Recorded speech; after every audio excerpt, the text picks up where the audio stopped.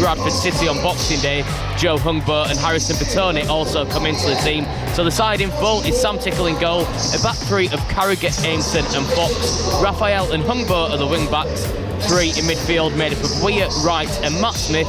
Dara Costello and Harrison Bertoni lead the line for the Latics. Josh Watson with you here for BBC Radio Manchester ahead of a bumper weekend for the FA Cup third round, and it starts here in the heart of Lancashire. Wigan Athletic looking to claim a scalp against one of the sides from the division above them. They're looking to bounce back from a defeat at Cardiff last weekend. We will be joined shortly by the former Wigan Athletic striker Nathan Ellington, but first let's hear from the Latics head coach Ryan Lowe. In the league they do sit in 15th place, so tonight may provide a decent break from them. They're 3 points above the drop zone, so a good distraction in the FA Cup. Head coach Ryan Lowe says that he's been blocking out any outside noise. Listen, people have their views, that's fine, that's respectable. And maybe we did, but we tried to change that at half-time by bringing the striker on, so I've got no qualms in owning up to that. They're a good team, they're blowing teams away. I don't look at social media, so I don't know. You're the first person to tell me that. But I can't look at that noise outside. I'm here to try and do a job for the football club and our fans, and we believe that we're on the right path to do that. I get it, yeah, I do understand. Maybe when you look at it in hindsight, it probably a little bit of respect. It's probably not. We respect every team. It's probably not the fact that we respected them or give them too much respect. It's more the fact that the players they've got that can hurt you. You don't have to the players that come on the pitch. Tanner Robinson, these are championship quality players. So yeah, in a way, I can hold up to that, hold hands up to that, definitely. But they're lessons learned, aren't they? Sometimes you'll go, okay, could he have maybe done something a little bit different? Yeah, I know that. I question myself all the time. I don't question the players first and foremost, question myself. And maybe in that game that we probably did show them a little bit too much respect, but also didn't retain the ball a little bit better than we'd liked. So yeah, that's fine. There's no gripe in that. I'm a big man. I can take some criticism, but we have to try things, and sometimes they work, sometimes they don't. Ryan Lowe speaking ahead of tonight's clash with Preston North End. It is FA Cup third round weekend. Just having a look at some of your texts and tweets coming in. Martin says, couldn't have gone any stronger, to be honest. It's a shame Kurt is injured, but glad to see the new lad is in the team. That's Mosley, who signed this week. He's gone straight into the squad. He is on the bench. We've seen a lot of Latics fans happy about that one. Lee says, quite simply, come on the boys this evening, love the FA Cup. And interestingly, there's been a poll posted below a tweet which says the Latics team news, and it quite simply asks, is that the best available 11 for Wigan Athletic? Yes is on 40%, no is in 12%, and I have no idea is on 48%. It's been interesting just to gauge the mood around some of the fans at the club this week. Of course, Wigan sitting just 3 points above the drop zone in League One. Probably not where they expected to be at the start of the season. Ryan Lowe came in last year, taking over from Sean Maloney, and the side looked to push up towards the top six. That hasn't happened yet, but as we've seen, it is a very tightly congested league table. This isn't the only FA Cup game this evening, coincidentally. MK Dons and Oxford United are in action. There's also Port Vale versus Fleetwood Town and Wrexham against Nottingham Forest. But right here on BBC Radio Manchester, and good evening to listeners on 5 Sports Extra, Wigan Athletic are at Deepdale for their third round tie. They've not got here the easy way either. 2 penalty shootout wins, one against Barrow in the second round. The first round win came against non-league side Hemel Hempstead. Let's hear some more from Ryan Lowe. It does see him tonight return to his former club Preston North End, where he spent 2.5 years as their head coach. He says that he knows the side sitting 4th in the Championship will provide a tough test. Like, he's got the team firing on all cylinders, which, they're a fantastic club. Had some great times there, some great people, fan base excellent, the ownership group was excellent, and some good lads there. But ultimately it's about what we do, isn't it? We'll pay them the respect what we do at every club and what they deserve. But as you said, the magic of the FA Cup, and we go there as underdogs, where we've been, the teams who played us in the last couple of rounds have been underdogs, so we're going to go there, bubbly and fiery and have a right good go trying to get through to the fourth round. Ryan Lowe speaking ahead of tonight's clash. He does return to the place where he spent 2 years as head coach. It was an up and down stint here at Preston North End. He of course left Plymouth Argyle to make the move back up to the northwest, and he got off to a flying start, just missing out on the playoffs in his first season in charge here at Deepdale, but it didn't necessarily go as well as he would have hoped in his second season, finishing 13th. However, having a look at it and speaking to a few Preston North End fans this evening, they've pretty much suggested that the side that he got the best out of them. They're now up in 4th in the Championship, pushing up for a place in the Premier League. They haven't been in the Premier League since the 1950s. It was, of course, Division 1 back then. A historic football club. Both of these sides this evening have won the FA Cup, Wigan most recently in 2013. For Preston North End, you have to go all the way back to 1938. But just a word on that 2013 FA Cup win. We're going to hear from the last 6 defender, Will Aimson. He expects that North End will be up for the Cup against his Wigan Athletic side. Yeah, very, very well organised team, aggressive, play forward quick, and like you said, they're having a great season, so it's not going to be easy, we know that, but I think, we've got players, we've got talent in that dressing room that can cause them problems as well. What are your memories of the FA Cup growing up and then into a player? I'm actually a City fan, so obviously bad memories about this club beating them, but this is like I mentioned before, it's an amazing competition, so the further you get, you see every year there's upsets, there's teams drawing big fixtures that are down the league, so yeah, it has it every year, doesn't it? The magic of the FA Cup, really, they say, so hopefully we can get a bit of that.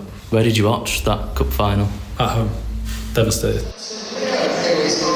Yeah, Will Aimson speaking there. He admitted there that he's a Manchester City fan and had to sit in his living room and watch Wigan Athletic lift the FA Cup back in 2013. A lot of happy memories around the club, but maybe not so happy for him. Just a word on one of those FA Cup winners. Callum McManaman is on the bench this evening. He was, of course, part of that side who stunned Manchester City in the final. Josh Watson here with you this evening on BBC Radio Manchester. I am going to be joined by the former Latics striker Nathan Ellington, who's made the journey up the M6 for this one this evening. A very good evening to you, Nathan. Thank you for joining us on Total Sport. Just having a look at the Wigan Athletic side this evening. We've heard from Ryan Lowe this week, and he sort of reflected on some of the criticism that he had for the way he set up against Cardiff City. He's made 3 changes tonight. What do you expect to see from Wigan this evening? I expect to see a lot more attacking play in this game than there was in the game against Cardiff, because I think they set up, as you said, and I think he's got to change from that. You can't play that defensive and expect to win a game. So I think because it's a cup game as well, you've got to let the shackles off a bit. And he, from the looks of it, he's brought it back in Bitoni as well, Hungbo as well with the pace. So he's looking to try and get at this team today. And I expect to see them really have a go. What's the secret to a cup upset? I think you just, like I say, it's just a cup game. It's a one-off game, so you can't worry about what's going to happen. It's not like you're going to lose 3 points and then you've got to hold on to something. When you're losing the game, you can play caution to the wind, isn't it? So, and then you're playing against a team that's in a higher league, so you can test yourself. It's another thing that I always did is you get even higher for these kind of games, because you're like, wow, I'm playing against a team in a higher league. I wonder what they're like. And I want them to know what I'm like as well. So all these players on the field, they'll be wanting to show the opposition how good they are. And that's what gets them to... And again, it's like the shackles are off, they don't feel the pressure as much, and then things can happen. It's a very mixed bag of results over the Christmas period as well. Does tonight just provide Wigan with a little bit of freedom to go out there without any pressure of the league table on them and try to perform to the best? Yeah, of course. And I think they'll just want to not play defensively, and you can see they've set up to go at them. So I'd expect, because Hungbo has been injured for a while as well. Bitoni's a young lad who's come through into the side, and he scored some really good goals. He scored on his debut. I was there at the Wimbledon game. He scored a free kick right in the top bins, and then he got put through and slotted it home, and he's even scored since then. So he'll be wanting to continue his goal scoring antics, and like you say, Hungbo would want to get himself cemented back in the team as well. And what a game to come into where there is no pressure, where you can just play and you're not expected to win either, so that even more pressure comes off by knowing that, okay, the chances are this team is supposed to beat us. So we could just go out there and do what we need to do. And if we win, great. But if we don't, it's not the end of the world. And that's the feeling that you want, because the manager would also, usually on the sideline when the manager's there, he's expecting more from you. But if you're playing against a team that is expected to beat, you can't expect the manager to be moaning at them if they go and do something special that's way better than their ability levels as well. So it kind of like mentally puts you in a great position to be able to just go and play your game with no pressure whatsoever. There'll be probably more pressure on Preston to win the game. It is a big week. Preston tonight, Bolton Wanderers next weekend. How much pressure do you think Ryan Lowe will be feeling heading into these two games? Definitely, I think he will be, because he knows he can't afford to drop many more points and get into. He's only a few points away from being in that relegation scrap as well. So although the teams are slightly higher at the moment, one game like that against your rivals, and we've been beaten as well. It wasn't a nice day at the stadium at Bolton's ground. It wasn't a nice day. They hadn't lost in such a long time, and then to lose in that way, obviously they want to make something. They're going to make amends for that. And they're going to need to get the 3 points. So regardless who it's against, they know it's a big day come the next game. When you look at the league table so far this season and the squad Wigan have, do you think they're underachieving, or is this probably around where their abilities lie? Having watched all season, I think they are pretty much where I would expect them to be based on what I'm seeing on the field. Obviously we all have our ideas on what team we would pick, how we would try and do things. I'd like to try and go more attacking, because that's my kind of mindset of trying to be pick the players who are going to hurt the opposition more. And maybe the manager's there trying to think, how can we be strong defensively and maybe nick a goal? And I think that's maybe what's, that might be the frustration that he has. Maybe he thinks that he doesn't have enough to put more attacking players on the field. I'm not sure, but it's definitely going to be. It definitely looks like, from my point of view, I would say in and around where they should be based on the performances I've seen so far. And just looking over to our left, the away end filling up nicely. There's around 3,500 Latics in the away end this evening, so the fans are still really up for the FA Cup, it seems, aren't they? Yeah, of course. It's been a tradition at Wigan, hasn't it? I was just talking to a few of the lads earlier of the media team, and we were just mentioning the last time, back in the days when I was playing, we treated this league, the cup games very, importantly.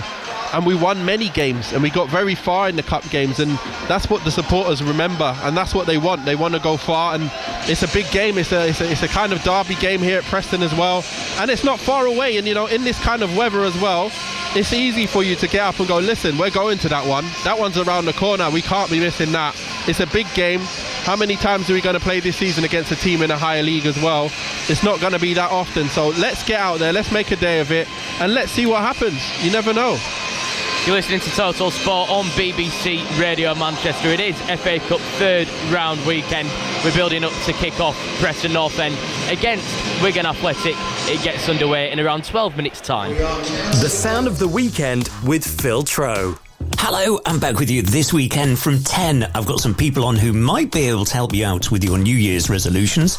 We've got Top of the Shops, our quiz, Last One Standing, and of course the usual laughter and chat. How would you get on with returns though? This is what concerns me about online shopping. It's that continual trip to the post office. I love it. Do you? Returns are one of my favourite things to do. Wow. I think girl math says that's free money. What? Phil Trow. This weekend on BBC Radio Manchester. The 3 football clubs have had huge success in the FA Cup. Total Sport. BBC Radio Manchester. Yes, FA Cup third round weekend on BBC Radio Manchester, and we've got 4 commentaries coming your way. We are 10 minutes away from kick-off here at Deepdale as Wigan Athletic look to stun Championship side Preston North End. Tomorrow, National League North outfit Macclesfield host the holders Crystal Palace. We're with you from 12 o'clock for build-up of that one at 15:15. Former Macclesfield defender Joe Bunnett is a part of your commentary team there. Then from 3, Manchester City host League One side Exeter City, albeit alongside the former Blues midfielder Jim Whitley for that one. Then on Sunday, Manchester United will again be under the stewardship of Darren Fletcher as they host Brighton. Alex Bruce will be alongside Bill Rice for full match commentary of that one. All of these commentaries are available on 95.1 FM, digital radio and on BBC Sounds. So if you head over to the app now, scroll to BBC Radio Manchester and you can follow all of the FA Cup action this weekend. Here at Deepdale, it is building up to kick-off, around 10 minutes to go. Just looking at the Latics away and to the left of us, filling up nicely. The pre-match warm-ups have been completed. It's a clear evening as most of the country has been hammered by storm, but the four floodlights overhanging the pitch here shine down brightly. It looks as though we've got a decent evening of football ahead of us. Nathan Ellington alongside myself, Josh Watton, for full match commentary of this one. And Nathan, we spoke briefly before about Wigan and how they have a history in this competition, and it always feels special. And even looking after that win in 2013 as well, they picked up some big scalps as well. Do you feel as though that the squad out there tonight will feel sort of a responsibility to go out and just continue that rich legacy that Wigan have in the FA Cup? Yeah, I'm not sure if that's how they think, if the managers made them aware of it. But I think, usually when you're in a squad and you're in the changing room and you're going into a cup game, from my point of view, obviously you hear about what the past has been, but what you do is you just, from my point of view, like I say, is I just think about the game at hand and how I'll be excited about the game, and I wouldn't really worry too much about the history. Reason why is because there's always negative history, positive history, and people like to spin it the way they want. But the reality is it's a pitch, it's a match, it's a game, another team, 11 men. Doesn't really matter about the history, to be fair. Both teams are completely different. And they'll be just thinking about their match and how they're going to perform, and that's what I expect them to do. They could obviously know about the history and understand what it means to the fans. That should spur them on a bit more, so that's true. But at the same time, I'll just be concentrating on my game and what I need to do. What are your memories of the FA Cup? Oh man, I can't even remember which was the FA Cup, which was the other cup. There were so many memories, but I do remember. Well, I don't even remember if it was the FA Cup, but only cup games, I would say. I remember scoring many goals for Wigan, loads of times for Wigan. Against teams like Fulham, we beat them at home. We played Man City, we played Blackburn. We beat many teams. We beat West Brom before I went there. I scored a hat-trick against them. Even the season when I played at Derby, I played and I was top scorer in the cup. I think I was joint with Paul Scholes. So I'd had a great time playing in cup games and winning games. And I actually look back at my stats, and I think it was like more goals than games in my whole career when it came to cup games. So I definitely took advantage of it, and I hope someone else does today. Well, Wigan Athletic head coach Ryan Lowe believes that the FA Cup is still one of the best competitions in football. The two football clubs have had huge success in the FA Cup. I do think, and you can probably quote me on it, harder nowadays for Championship and League One clubs to definitely go and win the FA Cup. But the FA Cup's the biggest and best competition in the world for me. I'll always respect it whatever way. But look, Preston will have their own demands, whether it's the FA Cup or the League. We'll have a bit of both because we feel we can. But yeah, it's about what we do on the night, and we'll respect the competition, of course, like I'm sure Preston will can. But it's a game that I'm looking forward to. That's Ryan Lowe, Nathan Ellington alongside me, just in the position that Wigan are in the league, the mid-table. In a season like this, does a good cup run just give something for fans to maybe cling on to, and players maybe to cling on to as well? Yeah, it does. I think the more games, the better, from my point of view. Again, it's, you're under pressure in them kind of games as well, and sometimes it gives the manager a chance to look at different things in a match situation, and let the players show them what he's got. But show me what you've got, and then you can maybe get into the league games where the pressure's really on. Sometimes the manager will want to kind of be reluctant to play players that are young maybe, but imagine for example Bitoni, he's been waiting to come on. He came on, he got his couple goals, then he didn't play for a little while, he came on again, he's got his couple goals, but this is a chance again to go and score some goals or look dangerous and go, you know what, you might have to play the rest of the season. So these kind of games will make up the manager's mind whether how many games he's going to play. So yeah, it makes a massive difference for the players and for the manager. The FA Cup's changed a lot recently as well. Perhaps if there's a draw tonight, it would go to extra time rather than it going to a replay. Do you think it still has the same shine than it did maybe 20 years ago? I think that's probably better, unless obviously you're playing against a team in the Premier League and they come to your ground and you get a draw and you're like, yes, we're going to get to play them at their ground now. That was something that's missed, of course. But the main thing is you sometimes you do want to see a winner on the day. So it would be nice to see winners on the day. So there's positives and negatives for it all, but it's still the great FA Cup really. And I've always liked this cup, and it's always been something to look forward to every single season. Not knowing who you're going to get, and it's your chance to play against the biggest teams in the country. And if you do get the luck of the draw, so they'll want to win this game today and see what they can get and see who's going to be in the bag. Yeah, I remember last season Tamworth drew with Tottenham Hotspur, and in years gone by they would have had a huge away tie in a replay at the Tottenham Hotspur Stadium, so that was taken away from him. So that perhaps the downside of the change of format in the competition as the teams get ready to come out of the tunnel here. One final word from Ryan Lowe. He says he's looking forward to having the chance to book their place in the fourth round of the FA Cup. However, he did admit that tonight's game wasn't the glamour tie that he was perhaps hoping for when the draw was made. When you get to the third round of the FA Cup, without being disrespectful, you won a Premier League team, and I'm sure Preston will want to the same, and it becomes then a good day out for our fans and the families and the players and everyone associated with your football clubs. We've got a good day at our local rivals, if you like, and it is a derby, of course, because it's not far up the road. But to get through to the third and fourth and fifth round is amazing for any club. One, financially helps, of course, and two, it's great moments in it and great days and great times in the FA Cup, because it brings up all kinds of different magic. But yeah, listen, while we're in it, we'll compete and give it our all to do that. And we want our fans to be excited about it. We want our fans to enjoy it.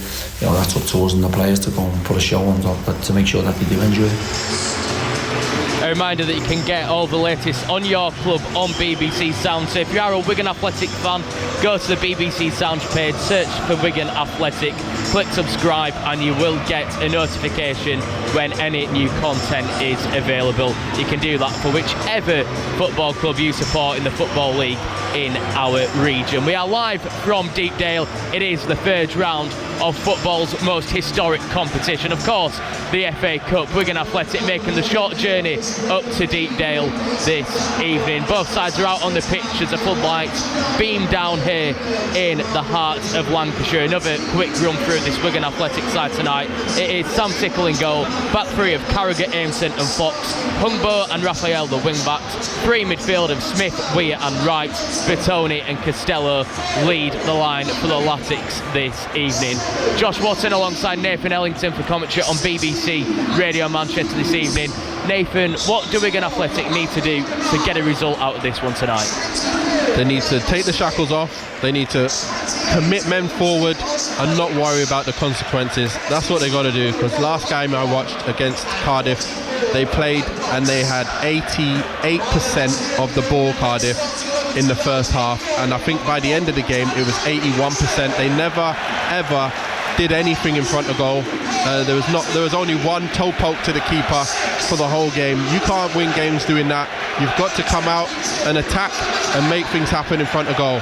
So you've got to try, and I think today they will. They are set up to try, and I think they'll have a lot of chances today, because I can see I would say they're faster players, and they're players who are more able in taking the ball, dribbling with the ball. I think they've got more of those players on the pitch today, and they are set up to get them the ball and then get at players. So yeah, I expect to see that today, and probably the most attacking I've seen them this year I would expect to see today, since it's a cup game as well. Yes, the Latics just in a huddle in their own half of the field. They're dressed in purple this evening, Preston North End in their traditional lily white home shirts, navy shorts and white socks, as a referee just makes sure everything is in order ahead of kick-off here. Sam Tickle makes his way back to his goal. Behind that, situated 3,500 Wigan Athletic supporters making a lot of noise as we await kick-off in this one. You're listening to BBC Radio Manchester. It is the third round of the FA Cup. We're also on 5 Sports Extra and on the BBC Sounds website and apps. If you're heading out and about this evening, go to BBC Sounds, scroll to BBC Radio Manchester, and we'll take you every step of the way. Wigan Athletic get us underway. Ball back to Tickle. His left-footed cross floated diagonal downfield towards the right-hand touchline. Batoni was underneath it. Challenge for the header. Preston win it, but it goes out for a Latics throw-in, which Aimson has the ball in hand. It looks as though Aimson is playing on the right of the back three for Latics this evening, and they have the possession early on in this one. Hungbo is playing wide left. Cuts in from the touchline. Couple of step overs to make his way towards the 18-yard box. Looks to get to the byline before he clips it back into the area. Shot comes in, flashes across goal. Not too sure if Iverson got a palm on it. The referee and his assistant say that he didn't. Big chance in the early stages for Wigan Athletic, Nathan Ellington. Exactly what I was expecting to see. And Hungbo, that's been missed for a while, to be honest. His pace and his dribbling and his crossing as well. If the more they can get the ball to him, the better it will be. And I think it's the start of things to come for the rest of the game. We've seen Callum Wright so far this season, haven't we? Get in those areas. He just finds the pocket of space inside the penalty area. The service to him from Raphael and Hungbo, who have swapped sides this evening as well. It's going to be crucial, isn't it?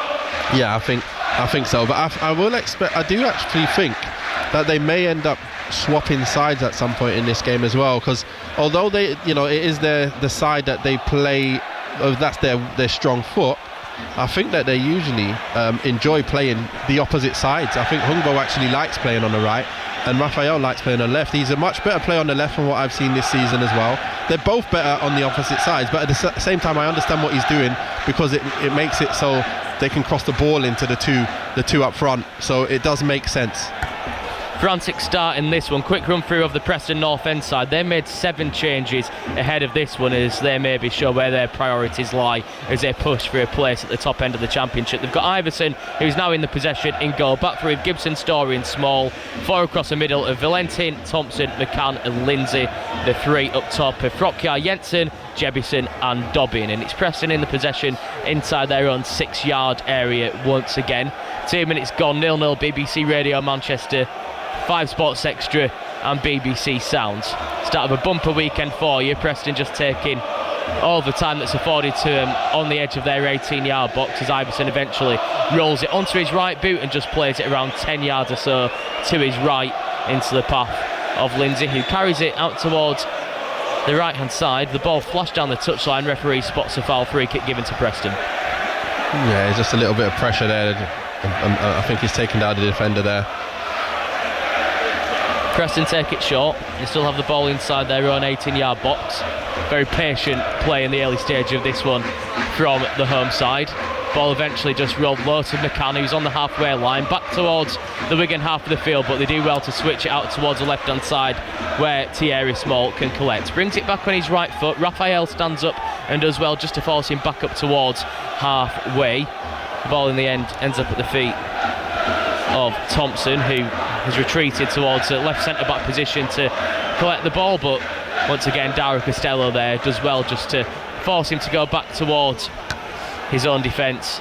Preston really struggling to get out of their own half in the early stage of this one. Out towards the right-hand side once again.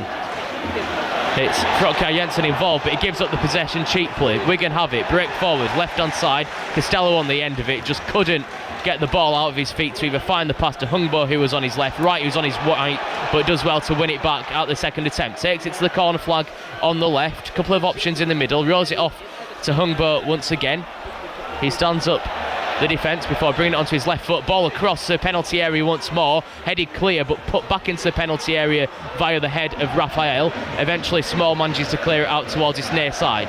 Latics attacking the goal to the right of us here at Deepdale. 0-0 in the early stages, but it's Wigan who have had the better of the opening 4 minutes or so. Ball into the penalty area once more. Headed clear by Preston. Punted back in by Weir. Far too easy that for North End to clear. And this time the home side do well via Jebison to win a free kick inside their own half of the pitch. But this has been a very, very positive start from Wigan Athletic, Nathan Ellington. Yeah, you can see that as soon as they've got the ball, they're pouncing and trying to, to get forward in numbers. And they put the ball in again, and Hongbao has opened up the angle and put a ball in. Again, it's been blocked and cut out, but it's good to see them putting balls in the box this early in the game. They've already had many more chances in this game than they had in the whole of 90 minutes on Sunday. As Wigan conceded the throw in deep inside their own half of the field, North End decided to go long down the left. It was Jebison giving chase, but he's beaten to it by Aimson, who puts it out for a throw in to the host. Gibson comes across to take it midway inside the Wigan half of the field. Doesn't seem as though there's too many options on for the side in white and navy, as Wigan do well to win back the possession and win a throw in thanks to Callum Wright on this near side. Just managed to put his body between the Preston man and the ball and shepherd it out for a throw in. Ryan Lowe this week in his press conference did say that they would have a right good go at Preston North End, his former side, and it certainly seems a lot more positive to the game last week at Cardiff, which he faced a lot of backlash for the way he set his side up in that one. He said lessons would be learned, he's always learning, and based off the start in this one, Wigan Athletic look like they've got a spring in their step. Long throw down the right hand side. It looks as though Costello had his shirt tugged there, but the referee says nothing doing. The ball hooked out towards the touchline. Wigan in possession by the corner flag with Raphael. Right footed ball into the penalty area. That's a really, really good ball in. I'm just not too sure anyone in Wigan colours expected that to come into the 6-yard box. Iverson was alert to the danger, came out, collected the ball and manages to clear it up and over the halfway line. But that was inventive play there from Raphael on this near side, wasn't it? But it was a wicked ball into the penalty box. It was a good one. I don't think I expected him to put it in there while it was bouncing up so high as well. So for him to get the ball in, I think nobody expected to see that, and that's why. Wigan win the possession back on the edge of the area again. Wright was lurking inside the 18-yard box, but Preston just about managed to recover and win it back, and the ball runs all the way through to Iverson on in the edge of his own 6-yard area. Throws it out towards this left-hand side. Gibson has made his return from injury tonight for North End in the possession. Plays it across towards the right of the 18-yard box where Iverson's come out of goal just to carry it up towards halfway. Goes long down the right-hand side. Dobbin on the end of it. Lovely first touch from him as well to bring it to ground. Twists back, plays it back up the line. In fact, this is Dobbin on the edge of the area. Twists and a turn, gets past one. Still going, the shot comes in, deflected, loops over the 6-yard area. Goes out for a corner kick in the end. The first real attack for Preston North End in this one. Dobbin with lovely work inside the penalty area. Shot came in, deflects wide, corner kick to Preston. Yeah, that was the first piece of dangerous play I've seen Preston do. So it's nice because I've been waiting to see what Preston are all about, and that was nice to see a little bit of skill there and taking on a man and getting the ball in the box. First corner kick of the evening goes to North End. Left hand side it'll be taken by Thompson. Everyone in Wigan Athletic colours inside the 18-yard box defending. The referee just wants a word and halts proceedings in the middle before this one will eventually be swung into the penalty area. It's drilled in towards the near post. The shot comes in from the angle. They just don't get it right. Ends up in the stand where the Wigan fans are situated behind the goal. It looks as though it was going to be a bit of a training ground set piece, that one from Preston North End. It was Jordan Storey on the end of it. His volley goes over the crossbar, remains 0-0 after 8 minutes here at Deepdale. Aimson in the possession for Wigan. Right-footed ball down the touchline, stays in players. There's a bit of a coming together. The Wigan fans wanted a free kick, the referee not interested. Preston have the possession. The referee just having a word with both North End defenders there, despite play continuing in the background. Iverson has it and just carries it towards the centre of his 18-yard box before it's switched out towards Gibson, tight to the left touchline. But Wigan Athletic press high once more and force Preston to go long up towards the halfway line. Small looks to flick it on towards Jebison, can't get on the end of it. Played upfield, maybe a little bit of confusion there. Iverson in the end does take control as Wright was lurking, volleys it out for a throw-in to Wigan on this near side, just inside the Preston half of the field. And again, that was a ball over the top that seemed to cause a few issues for the Preston defence, thanks to the aggressive attack from the two up front for Wigan Athletic. And this is what happens when you've got two players who are live wires and are looking to get on the end of everything, and it's two instead of one. So let's see if this turns out as anything. No, but yeah, that's why you put the ball up, and nothing can come into something when that happens. Yes, Callum Wright tussles for possession, now has it on the left-hand side. Space to work with. Story standing up, but Wright goes past him on the byline. Ball into the middle, headed clear. Wright once more, looks to curl one, gets it badly wrong, just gets under the ball, scoops it over the crossbar. Out for a Preston North End goal kick. Remains 0-0, but again, more encouragement for Wigan Athletic. You know, I'm really liking this from Wigan, and I'm not sure why they haven't played like this all season, to be fair. They should be trying to play like this all season. I'm sure they would have been higher in the league. But yeah, I'm liking what I'm seeing. North End in the possession, left-hand side of their own penalty area. BBC Radio Manchester you're listening to, as well as 5 Sports Extra and on the BBC Sounds app. 10 minutes played, Preston 0, Wigan 0. Josh Watt and Nathan Ellington, your commentary team.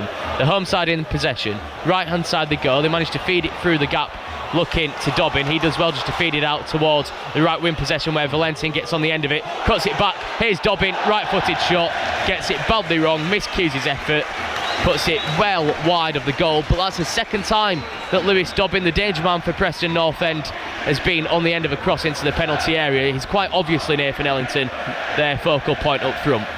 Yeah, you can see he's a live wire. He's got something about him already. I can see it. It's only been 10 minutes into the game, but I can see that. And I think they're going to need to, keep him quiet if they're going to keep Preston quiet. That is. Yeah, 7 goals so far this season for Dobbin as Wigan come down the left once more. Costello gives chase but can't get onto the end of it. The ball drilled low along the ground up towards the halfway line where Jebison collects and does well to keep hold of the ball for Preston North End. Out towards the left-hand side of the cone, Small has it, a little bit of a shimmy before rolling it back up the line to Frokjar Jensen. He looks for the 1-2, but instead the ball ends up back at the feet of Gibson. He takes his time, looks left then right and finds Frokjar tight to the touchline, bang on the halfway line before he fires a diagonal out towards Valentin on the right. He brings it down with his right foot, just clips it back in towards McCann, who's sitting more centrally. He carries it towards the touchline on the far side as Preston attack the goal to our left. Valentin to the byline, cuts it back to the penalty area. Well read in the end by Matt Smith to get back, puts his right boot on it before just rolling it into the path of Joe Hungbo, who fires a long ball up towards the halfway line. Bit of confusion from the Preston defence again there, a miscued volley, almost saw it fall through to Dara Costello in behind. Luckily for Preston, their defence was alert to the danger, out for a throw-in, remains 0-0. What have you made of the start that Dara Costello and Harrison Bitoni have made? Because there's a lot of competition for places at the top end of the pitch, but it does feel as though Dara Costello, especially over the Christmas period, has cemented himself as Ryan Lowe's first choice striker. Yeah, well, he's scored a couple of goals, hasn't he? And he is a hard worker. He is a nuisance factor for any defender. And if you can couple that with getting goals all the time, I think that's what you need. And from looking at the options that Wigan have at the moment in terms of needing goals, I think if he's got his goals, he's got to stay in there and get a chance to get more. Dara Costello, of course, joined from Burnley in the summer. 2 goals in his last 3 appearances for the Latics as Preston have the possession once more, but it is Costello the figure just preventing them progressing up towards the halfway line. They go down the right once more. Valentin again the target man, couldn't get on the end of it, but Preston do well to rekindle the possession inside the centre circle. They look forward as well with Frokjar Jensen, carries it out towards the right of centre. However, his ball into, I'm not too sure who it was meant to be into. McCann was closest to it, but it runs over the top of his boot straight out for a Wigan Athletic throw-in right in front of the dugout where Ryan Lowe, the current Latics boss, former Preston manager, watches on, hands in pockets. I'm pretty sure he'll be impressed with what he's seen from his side so far.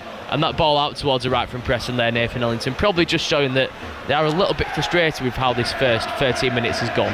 Yeah, a little bit. I think just a bit. I think he was caught in 2 minds of which one he wanted to play, the right-sided play or the left. And in the end, he ends up playing it in between the 2.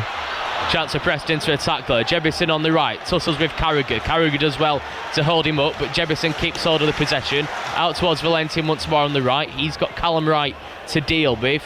Decides not to try go past the Wigan Athletic man as the ball comes more central. Dobbin touches it past one, gives possession away. Bitoni on the end of it, looks to set Costello free. Ball over the top, flag stays down. Costello 1-on-1 with the goalkeeper, and he puts it past the post. What an opportunity for 1-0 to Wigan Athletic. Brilliantly weighted ball over the top from Bastoni. Costello was 1-on-1, maybe had too much time. Iverson made himself big. In the end, he wasn't required as the ball rolls wide past the upright. Remains 0-0. Well, that's what happens when you have two forwards who are willing to run the opposite way, and all it takes is one good ball and you're through on goal, and that's what they've been missing a lot, to be fair. To have two of them, it's difficult to stop. But again, Costello, I'm sure he'll be upset that he hasn't hit the target there as well. But he's done the right thing. He's tried to do the right thing. He's just not executed properly enough to get Wigan 1 up. 14.5 minutes played. BBC Radio Manchester. Josh Watton, Nathan Ellington, your commentary team this evening. Preston in the possession can count themselves very lucky not to be a goal down. Left hand side of their back three, they have the possession with Lindsay. He looks to feed it into the path of Small, but he can't get onto the end of it in the end as well to win his side of throwing just shy of the halfway line. Gibson comes across to take, but Wigan defensively as well, you have to give them credit because they look very organised out of possession. Looks as though that's something that Ryan Lowe's worked on in the last couple of weeks. Yeah, they've always been very difficult to break down, to be fair. They've been a good outfit defensively for the last 2 years. I've been watching since last season as well. That's something that they could pride themselves on. It was just getting more and more goals. And to have Bertoni come through the youth as well, that's a nice surprise for them to come through and be a goal threat. And hopefully he can kick on and continue scoring goals. And he's had a great start. Let's see if he can continue. And then also, like Costello, he's having a good spell now. Can he keep that going to the end of the season and stake his claim, like you said, for cementing his place for the rest of the season in that striking position? Dobbin wins the possession for Preston on the far side, right by the corner flag as they attack the left.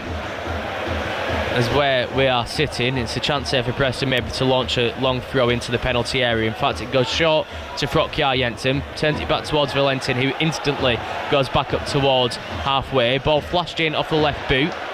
Not the best one in there from Thompson. Wigan do well to clear it all the way back towards Iverson, the Preston North End goalkeeper, inside his own half of the pitch. Diagonal ball out towards the right. Preston on the front foot, headed back across the 18-yard box. Aimson does well to get his head on it and just flicks it clear of the penalty area. But Preston win it back out on the left-hand side with Small. The England under-21 international towards the penalty area. Floats the ball across the 6-yard area. No one in there in white. On the end of it, runs all the way out for a goal kick. Preston North End in the first 17 minutes of this one have been frustrated by Wigan Athletic. Yeah, they are, but you can see that little bit extra quality in some of their players as well, and a bit of extra yard of pace to be able to get to things a bit sharper. So you can see that. I wonder if it will make a difference in the end, but Wigan are currently clearly should be one up, I would say, and are playing the best football at the moment. Not the best football, they've had the best chances, I would say. Preston North End have only lost one game in their last 10 in all competitions, as Dobbin once again lurking on the left hand side puts the challenge in to win North End the throw-in in a position where they will feel be able to start another attack. They just wait for Gibson to come up from the left back position to take the throw-in, but again, not too many options in white showing for him. He glances to his left, looks to his right before a run from centre back gives another option, but there's nothing on here for the Preston North End man. In the end, goes long towards the penalty area. Jebison was the target. He couldn't get on the end of the loose ball. Wigan do well to clear it towards halfway. Costello gets on the end of it, brings it down on the right boot, but gives possession away. Valentin up the right channel, clips it into the penalty area. At the far post, chested down by Jebison. Edge of the area, there's a shot, takes a double ricochet from Thompson. Hungbo manages to recollect the possession before turning it back towards the Latics defence. It's now up with Bertoni on the halfway line. Chests it down and does well to shift it across towards the right hand side. Options in the middle here as Wigan Athletic break forward. Momentarily it was 4-on-4 there. Bertoni's ball into the middle. Costello the target, cleared away by Preston. It's just volleyed up towards halfway. Jebison tussles, can't win it back. The home fans wanted a free kick there. Referee plays the advantage instead. Here come North End with Frokjar Jensen up the left hand side. Space to work with as well towards the penalty area. Cuts back towards Jebison, just runs under the studs of The Preston North End number 9, Wigan Athletic come away with the possession once more with Foxy. Does well to carry it all the way up towards the halfway line. Infield ball towards Callum Wright. He turns it back towards Matt Smith. Wigan Athletic looking very confident and controlled when they have the ball at the feet there. And again, we saw them almost catch Preston out on the counter-attack. The great thing is they're actually going in numbers. I've not seen it all season, but they actually look like a side that's capable of getting goals, like multiple goals. So yeah, they just got to keep this going, and and this is what happens when you do this and you force the questions out of the defenders. It's only a matter of time before a chance comes, and you're going to get a goal. So I'm like what I'm seeing. Morgan Fox on the left-hand side, feeds it into Hungbo, can't get past Valentin, but wins it back at the second attempt towards the penalty area, space to work with, runs into a little bit of traffic. Brockjar Jensen is there straight away, first time effort downfield to try feed it in towards Jebison. Nothing on here. This is all Wigan Athletic at this point. They're on the attack again. Williamson up towards the halfway line, options further forward, diagonal ball out towards the left-hand side, right the target, heads it back in towards the path of Costello. Referee spots a pull on the shirt there. Preston North End will have a free kick and a moment's respite for them. It's crazy because like when the ball's played in the air, usually I'm used to seeing the opposition win headers and instead of the strikers winning it, but today it's like the Wigan strikers are winning pretty much all of the balls in the air as well. Jebison once again the target for Preston. The ball, as it did a couple of minutes before, just rolls under his boot and gives away the possession cheaply from a North End point of view as Wigan advance up the left once again. Hungbo gives chase, however this time there's just too much on it for him to get on the end of, so Preston will have a throw-in on the halfway line, far side of the field where the dugouts are situated here. This is the first of 4 commentaries on BBC Radio Manchester in the FA Cup third round this weekend. At 12:15 tomorrow, Macclesfield hosts the holders Crystal Palace as they look for what will be one of the greatest cup upsets of all time. Then from 3, Manchester City face lower league opposition against Exeter City. We'll bring you commentary of that one. Then on Sunday, Manchester United in an all Premier League tie against Brighton and Hove Albion. 4:30 you kick off for that one. You can listen to all of those on BBC Radio Manchester and via the BBC Sounds app. So download the app, find Radio Manchester, and we will take you all of the way. Preston in the possession inside their own half of the field. Once again, Wigan engaging in a very high line here, and it's something that Preston really haven't found the answers for so far in this one. The ball again just played back towards Iverson, who's playing in more or less a sweeper keeper role here. He carries it towards the right hand side, plays it out towards Valentin on halfway, tight to the touchline on the right. Preston with space to move into, chance to get the cross. Hungbo does well to stand up and prevent it from coming in, however it's the home side still in the possession, edge of the area, not the best ball, easily read by Morgan Fox, who looks to send Harrison Bertoni on his way with a diagonal ball across the halfway line. Gibson gets there first, hooks it clear, bit of tennis across the halfway line before eventually the ball ends up at the feet of Jordan Storey at the heart of the Preston North End defence, turns it back towards the goalkeeper Daniel Iverson. Once upon a time on loan at Oldham Athletic, played 40 games in the 2018-19 season for them. Spent 2 loan spells here at Preston North End before the move was made permanent last summer. Now his side have the possession on the right. Potts plays it in field. They've got options either side of the penalty area, but Wigan once again compacts defensively. Forced to Dobbin on the edge of the D, forced back out towards the left hand side where Gibson can collect. Now Thierry Small has Rodriguez to beat on his left foot, cuts back on his right, looks for the bit shimmy before trying to get the cross in, but in the end he's forced to roll it back up the line towards Gibson. Small finds himself in the possession once more, but Wigan doing well just to double up on him on this left hand side. They force Preston all the way back towards the halfway line. Some groans from the home supporters as the drum begins to beat away in the away end to our left here at Deepdale. The Cop End overtaken by Latics supporters this evening. Preston with probably their best spell in possession though this one. 28 minutes played, 0-0 on BBC Radio Manchester. Right hand side they have it with Storey, forced back up towards the halfway line where it's collected by Lindsay. Switches it out towards the left. Preston being patient in their build-up play here. Small once again with Raphael to beat, and this time manages to get the better of him by playing a 1-2 with McCann, but Raphael does really well to recover. Sliding challenge comes in and wins a throw-in as well. Nathan Ellington, that's brilliant defending there from Raphael, and is that probably why Ryan Lowe has switched the wing-backs this evening? I'm not sure. I think obviously they do a great job defensively as it is. I think that's what we're going to like, and they're very dogged in defence. Especially if you don't build up very quickly, then they're in position. It's very difficult to break down a team like that, and they're well drilled at this kind of stuff. But I think it was the best bit of one-touch play though from Preston as well to get to where they are, to get and have possession in the box, and that's what Cardiff were doing on Sunday. But today it's a different look to Wigan. When they win the ball, they look to get forward very quickly, and they got numbers running, and it's looking good for Wigan at the moment. So may it continue. It's funny because I played for both teams, and last time Wigan won, I think from hearing from the boys, I think they said that it was 4-1 victory here, and I scored 2 of them. So it's funny enough. We'll keep that one quiet. Nathan Ellington on BBC Radio Manchester with us this evening. 25 minutes gone here at Deepdale. It is Preston North End 0, Wigan Athletic 0. Scores elsewhere, 0-0 everywhere else. MK Dons versus Oxford United, Port Vale versus Fleetwood Town, and Wrexham versus Nottingham Forest. All of those 7:30 kickoffs as Wigan Athletic come at the right hand side once more. The ball just bounces over the head of Dario Costello. You feel as if he could get the flick on there. He had Harrison Bertoni lurking in behind.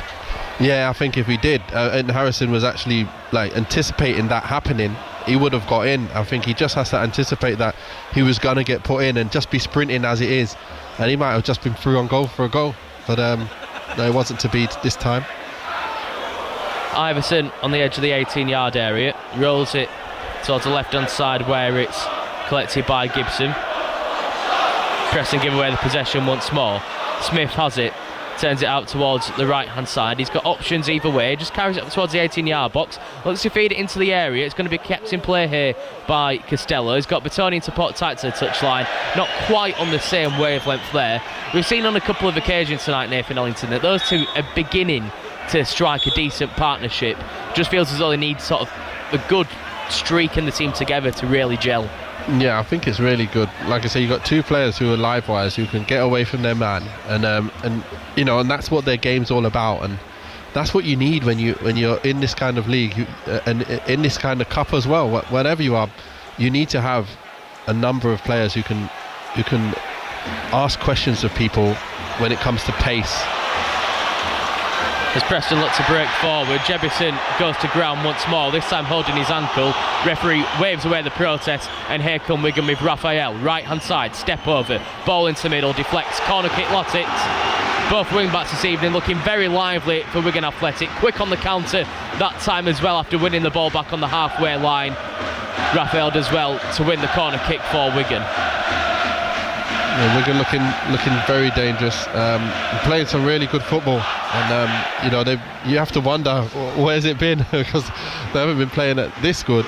I've not seen them play this good all season, but well done to them so far for being able to show what they've got. They've got to now keep this up the rest of the season as well.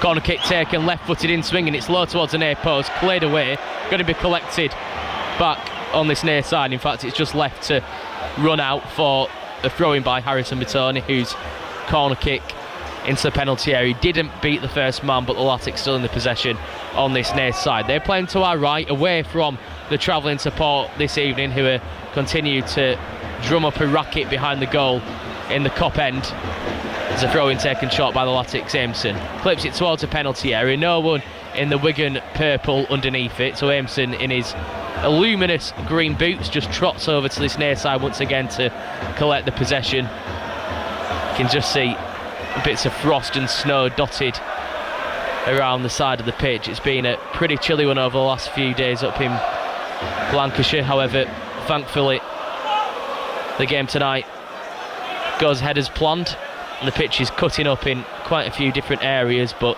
so far it doesn't seem to have caused too many issues for either side, as Wigan win the possession back on the left this time with Hungbo. However, his touch isn't the best, just evades him. McCann does well to force him back towards the halfway line, but Hungbo does well to recollect the possession, looks to set it towards right down by the corner flag on the left channel. He's just beaten to it by the Spanish Pau Valentin, formerly of Valencia, just showing off his pace there to get back and rekindle the possession for North End, but this time the long ball down the left goes to no one in Preston. Lily White straight out for a Wigan athletic throw, and they look a little bit shell-shocked here, Preston North End. Yeah, they're not playing obviously as well as they know they can do, I'm sure. They're right up there in the table, and they've won so many games at home as well. You want to, obviously they'll want to feel like they want to know that they know that they're not playing as well as they should do, and I guess it's only a matter of time before you see their quality come through. It usually does happen at some point in the game. They're in the possession again with Valentin. He's been almost at the heart of everything Preston have done going forward. He has the ball on the halfway line, just fakes the pass before eventually switching the play out towards the left.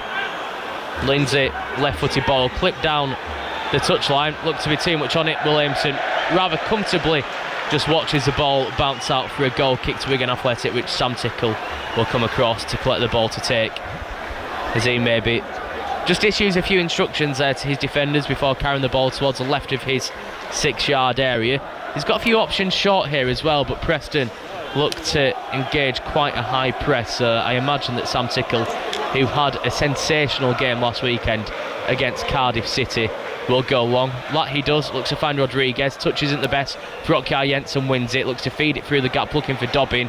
He just beats into the possession far too easily there from an North End point of view, but here come Wigan in the possession once more. Wright has it, left of the centre circle. Challenge comes in, free kick goes away of the Latics. Decent spelling possession there. Yeah, I think the good thing is they're moving the ball quite quickly as well, and they're trying to get the ball to the players that are dangerous very quickly, and that's another difference that I'm seeing as well, so it's nice to see.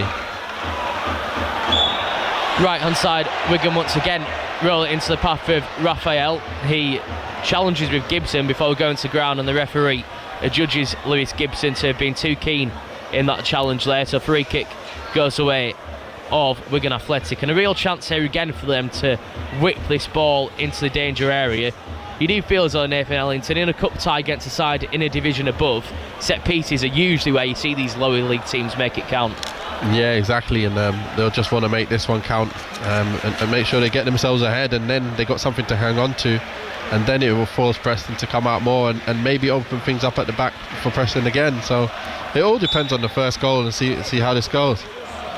Left-footed ball in, high towards the far post, headed goalwards, palmed away by Iverson. The referee, Oliver Langford, spotted an infringement in there, so it wouldn't have stood, but it was a bullet of a header from Williamson. Looked to be nestling into the bottom corner, forced a superb save from Iverson, palmed it round the post, but his side will have a free kick. But again, more reasons for Wigan to be encouraged Nathan Ellington, but he feels as though we're getting to the point in the game now where they really need to make it count on the scoreboard. Yeah, I think so, but that was a wicked ball into the box, and it just was crying out for a header. The header did come, as you say, it was off. There's some kind of foul, but what a header. It was a nice cross and a really good connection header, but it was obviously right in the direction of the keeper as well, so he was able to save it. But again, another chance created. 32 minutes played, 0-0. BBC Radio Manchester, 5 Sports Extra and on BBC Sounds. As the ball over the halfway line from Preston, again not the best, just bounces off the left shin of Lewis Dobbin there, out for a throw into the Latics, and as Morgan Fox has the ball in hand, Ryan Lowe just nicks a few yards outside of his technical area to issue a few instructions there to his left centre-back. It seemed a pretty solid back three as well over the last few weeks. This seems to be Ryan Lowe's preferred option in defence of Carragher, Aimson and Fox. Carragher, of course, missed 2 months through injury. He started the last 6 in a row. This is his 7th start in succession after returning. His looks very bright indeed. as Preston look to launch something from the back. Once again, Wigan engaging a very high line, fed through the gap towards Dobbin on the halfway line by Preston. He almost loses out, does well just to toe poke the ball back towards Ali McCann before it's switched towards North End's left. Gibson had his right arm raised in the air there, requested the ball, got it, instantly under some pressure by Bertoni, but puts his left studs on it, rolls it back underneath his legs and plays it across towards the right hand side. Preston again just looking to be maybe a little bit patient in the build up as Wigan frustrating them. Ali McCann has his shirt tugged there. Had to be careful there, the Preston North End man, because there probably was enough in it to give a foul, but you do see sometimes referees let those go, and if he did, Wigan Athletic were 3-on-2 at the back there. They could as well, to be fair, but I think he's done that twice now, or 3 times, where he's pulled the neck of the players. He's got to be careful as well not to be getting a yellow card next time just for something as little as that, so just got to be careful, a bit more cute.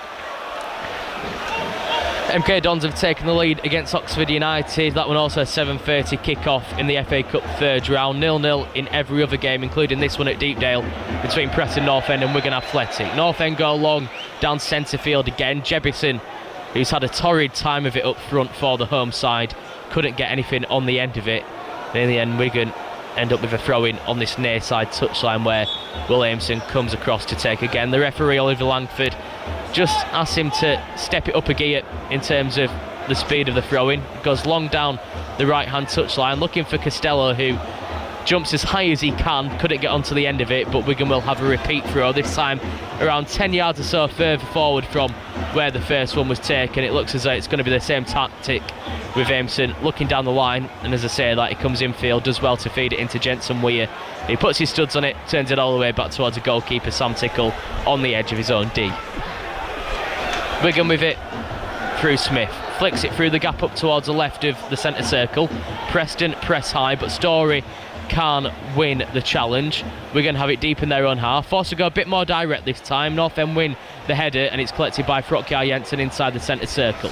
Out towards the right hand side, ball floated over the top, looking for Valentin, far too much on it. Wigan Athletic, time and time again, just answering every single question that Preston North End put towards them.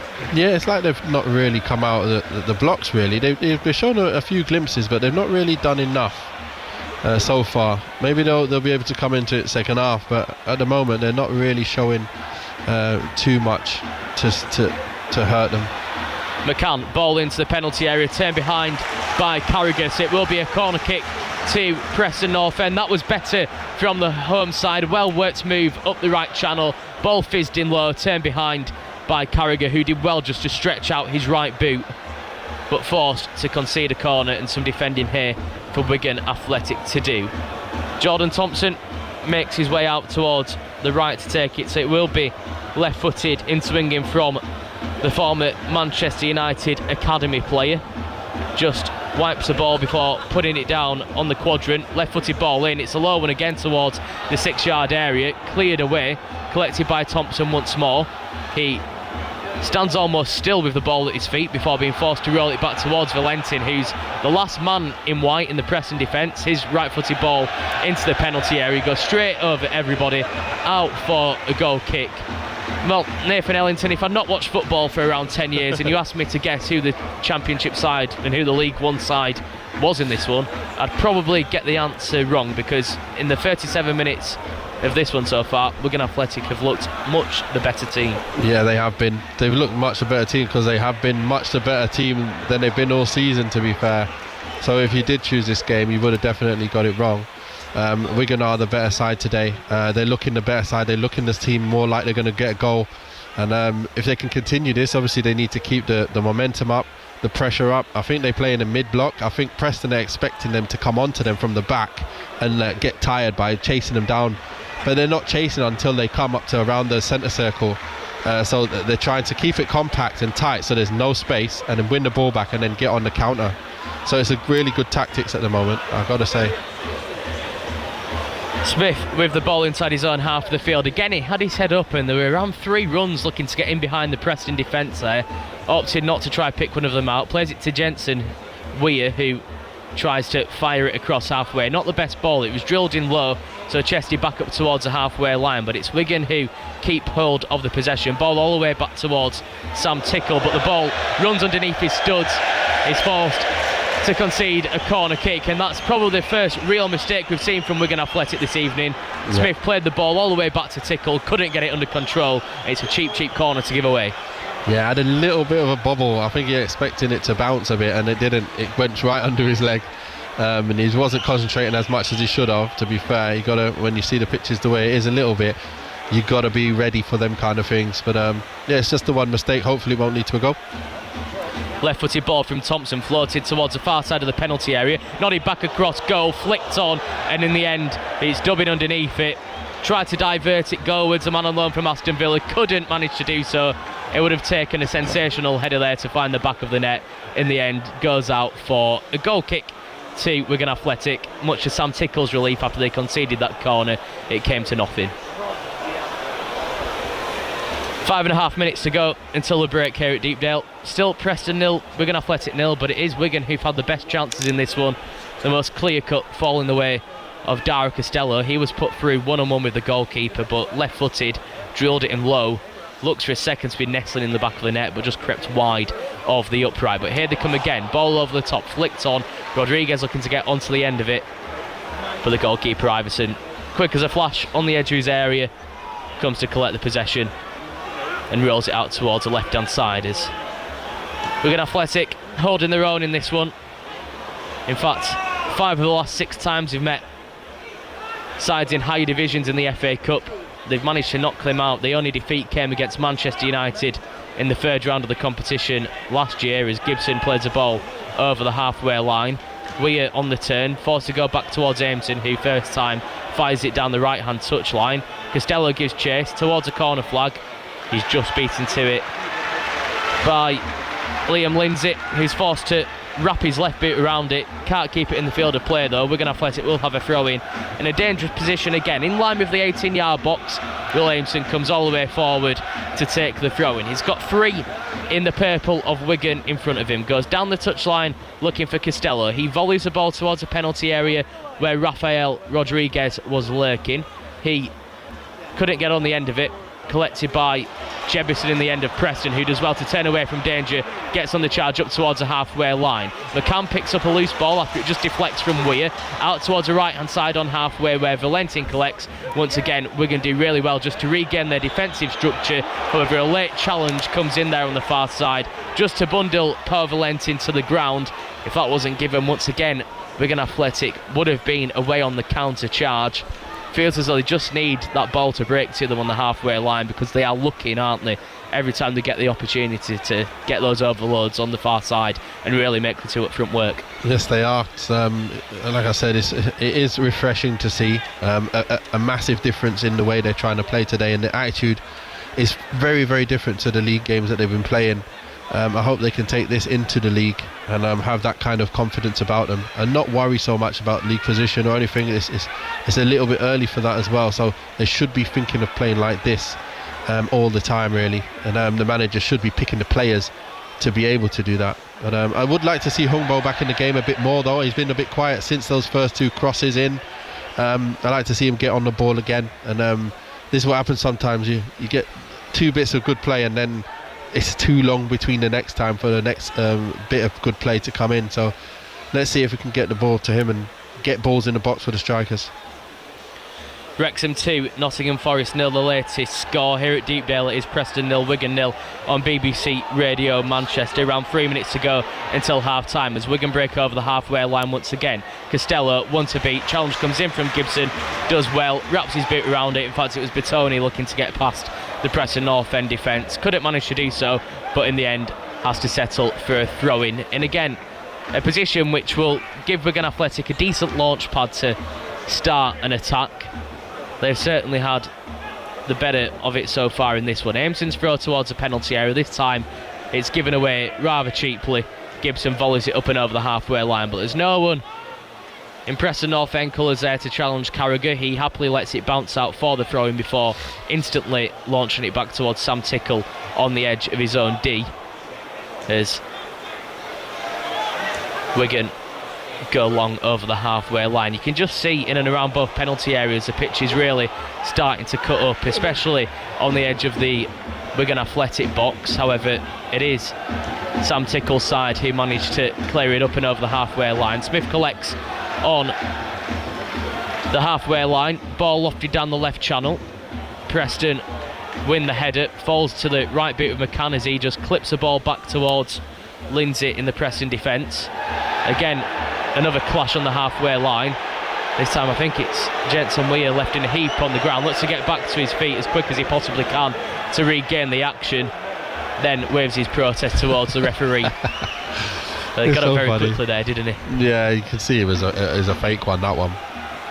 And it's always funny when they get straight back up. You can see it in the more. And I've always said, I know it's against Wigan now, but I've always said when that kind of thing happens, something has to be done in the game to get that out of the game. There's too much of it that does happen, and I don't like it. Yeah, we saw maybe frustrations boil over from Gabriel Martinelli last night, didn't we, as well as he picked up Conor Bradley when he was injured. Yeah. Maybe players just looking to show a little bit more care, but moments to go in the first half. Preston on the front foot, ball into the middle looking for Frokjar Jensen. He can't get onto the end of it, frustratingly goes in with the challenge, gives away the free kick. Wigan Athletic will have the possession back. That's probably, they didn't make anything of it, but that's the first time that Preston have had numbers over the Wigan Athletic defence. Yeah, Preston have not really done enough, have they, this first half? Wigan have definitely been the side that's clearly the better side this half. But yeah, it still remains 0-0. And, they can sit there and say, we've not done anything yet, we've not started yet, so if we start, we will do something. And Wigan can say, look, we want to be able to say we're 1-0 up for all our efforts. So I think they're both going to feel like they can do more. 1 minute of added time at the end of the first half. BBC Radio Manchester, 5 Sports Extra and on BBC Sounds. Just looking at some of the stats at half-time. Maybe doesn't paint the picture of the game. Apparently Preston North End have had 66% of the possession, where I think most of that is rolling it around their own defence and waiting for an opening in behind the Wigan Athletic side, which clearly hasn't come yet. It's Wigan who are looking to apply the pressure late in the first half, however concede a throw-in in line with the Preston penalty area. It looks as though this first half may just be set to fizzle out. We've had the 1 minute of stoppage time added on to, I imagine, the referee Oliver Langford is just awaiting the throw-in to be taken before he puts his whistle to his lips and signals the end of the first 45 minutes in this one. Well, it is all level, but Wigan Athletic the side with the best chances in this one. The most clear-cut fell away of Dara Costello. Harrison Bertoni's ball over the top saw the former Burnley striker one-on-one with the goalkeeper Daniel Iverson. However, he couldn't make the Preston North End stopper work. His left-footed drive looking for the bottom corner goes past the post, and it remains after the first 45 minutes. Preston North End 0, Wigan Athletic 0. Sum that one up for us, Nathan Ellington. I think it's a game where Wigan started right out of the blocks. Preston were hoping for Wigan to press them on the full press, right full to the defenders, but to their surprise they stood off them, and as Preston came forward, that's when they got pressed, and they played into the hands of Wigan for the first half, and they had all the joy. They got on the ball, they countered, got balls into the box, and Preston have got to be a bit shell-shocked because they're not the team in control of this game at the moment. But at the same time, they're not winning. No one's winning. It's still 0-0. It's not really been any other chances other than that one-on-one chance, which has been a really clean chance to be in front. So if it's anything, Wigan should be 1-0 up, but they're not. It's 0-0. They've got to come out with the same kind of attitude in the second half to be able to make it actually count. And then the Preston, they'll be looking to improve on their start because they haven't started really themselves. Are you surprised with how Wigan have played tonight? Because it's night and day from the side who played against Cardiff City last week, isn't it? Well, it's night and day from what I've seen from them all season. That is the most attacking I've seen them playing. And the most they've looked like, that they want to score, they want to get forward and take advantage of the defence, and overloads and every single thing that you want in a team to try and get goals and try and win games. That was there today. That's been there today so far, and the team has been set up to try and win the game as well. So I'm very surprised to answer your question. Having a look at the text and tweets coming in at BBC RM Sport and X if you want to have your say. Beth has been in touch. She says, okay, but why can't we do this in every league game then? And that is a burning question, and it probably just shows how good we're going to be tonight because everyone's a little bit taken aback by it. Yes, you know what happens? It's like you say, it's the cup game. There's no pressure, and mentality is a lot. It plays a lot in football. I remember, I would say the first half of my whole career, I was really all positives. There was nothing negative in my game, nothing negative to ever think about. I always went on the field thinking I'm just going to get goals, I'm going to score, I'm going to do well. And then when you're on the bench a lot, and then I remember having a chat with Sam Allardyce one day when he was going to sign me at Blackburn, and he said, how is it that you're not playing? And it must be something mentally, because a player with your ability, how is it that you're not playing? And I said, listen, it's not my mind, it's nothing to do with mentality. But at that point, it actually crept in from that point onwards. And I found myself, like, obviously thinking about it a lot. And at other clubs, it's like, you're sitting there and you're going, I don't want to make a mistake. I want to make sure. You know, it's a completely different feeling to saying I'm going to go out and get goals. And that's what players do when there's points on the line and it's squeaky bum time, you call it. When you're, you know, if you lose, you'll be down there. You just don't want to make a mistake. And it's not like, if we lose, it doesn't matter. It does matter. It matters so much to them that they actually play within themselves and they can't play to their levels. Just a word on that Dara Costello chance, because Jack's been in touch and he says, good ball over the top. His touch wasn't the best to set himself up, but he had to work the goalkeeper. As a striker, do you expect Dara Costello to find the back of the net there? 100%. Yeah, and he's right. The touch wasn't good. But he did well enough to still stay away from the defenders for them to not get a chance. But he should have been able, if his touch was good, he would have been able to get to his sweet spot a little bit further in the box and then slot home with where the angle is on. But because he shot from further out, the angle wasn't on. The keeper's now in a position where he can cover that angle, and he was trying to get it even more in the corner, and obviously it goes wide then, doesn't it? So, yeah, I can understand exactly what he means. And Vincent, and he raises a good point here, he says fares to Rodriguez, he's been very good defensively so far. I had him down as left wing back. He's playing on his unfamiliar side tonight as well, but he's looked very solid against an England under-21 international in Thierry Small. Yeah, he is that kind of player. He has got a bit, you know, he has got the agility and the pace about him and the strength, and he has been good defensively. But one of the things though is when you see that defensively, that's great. But when you're in the side and you need to be that player who also is the outlet going forward, that's what you want to see. And for me, he's a totally different player when he's playing off the left.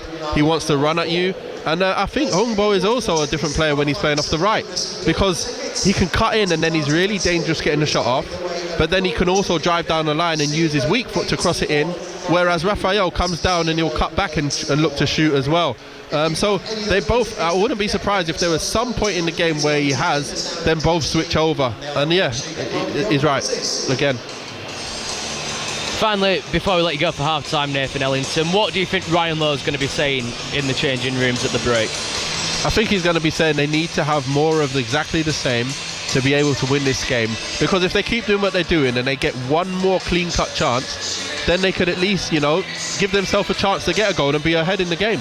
And there's no reason why not. Keep doing the same things. If they keep playing the same way and Wigan keep playing the same way, there's only going to be one winner from the looks of it. We're going to be the team that win the ball high up and then cause some trouble and get their chances. Maybe from a set play, maybe from another ball in behind. But they've got to be willing and fit enough to keep that going. Former Latic striker Nathan Ellington will be back with us on BBC Radio Manchester for full second half commentary in the FA Cup third round. Scores elsewhere, see MK Dons lead Oxford United by 1-0. Port Vale have gone 1-0 up against Fleetwood Town. It is Wrexham 2, Premier League, Nottingham Forest 0 at half-time. And here at Deepdale, Preston North End 0, Wigan Athletic 0. Hidden Manchester.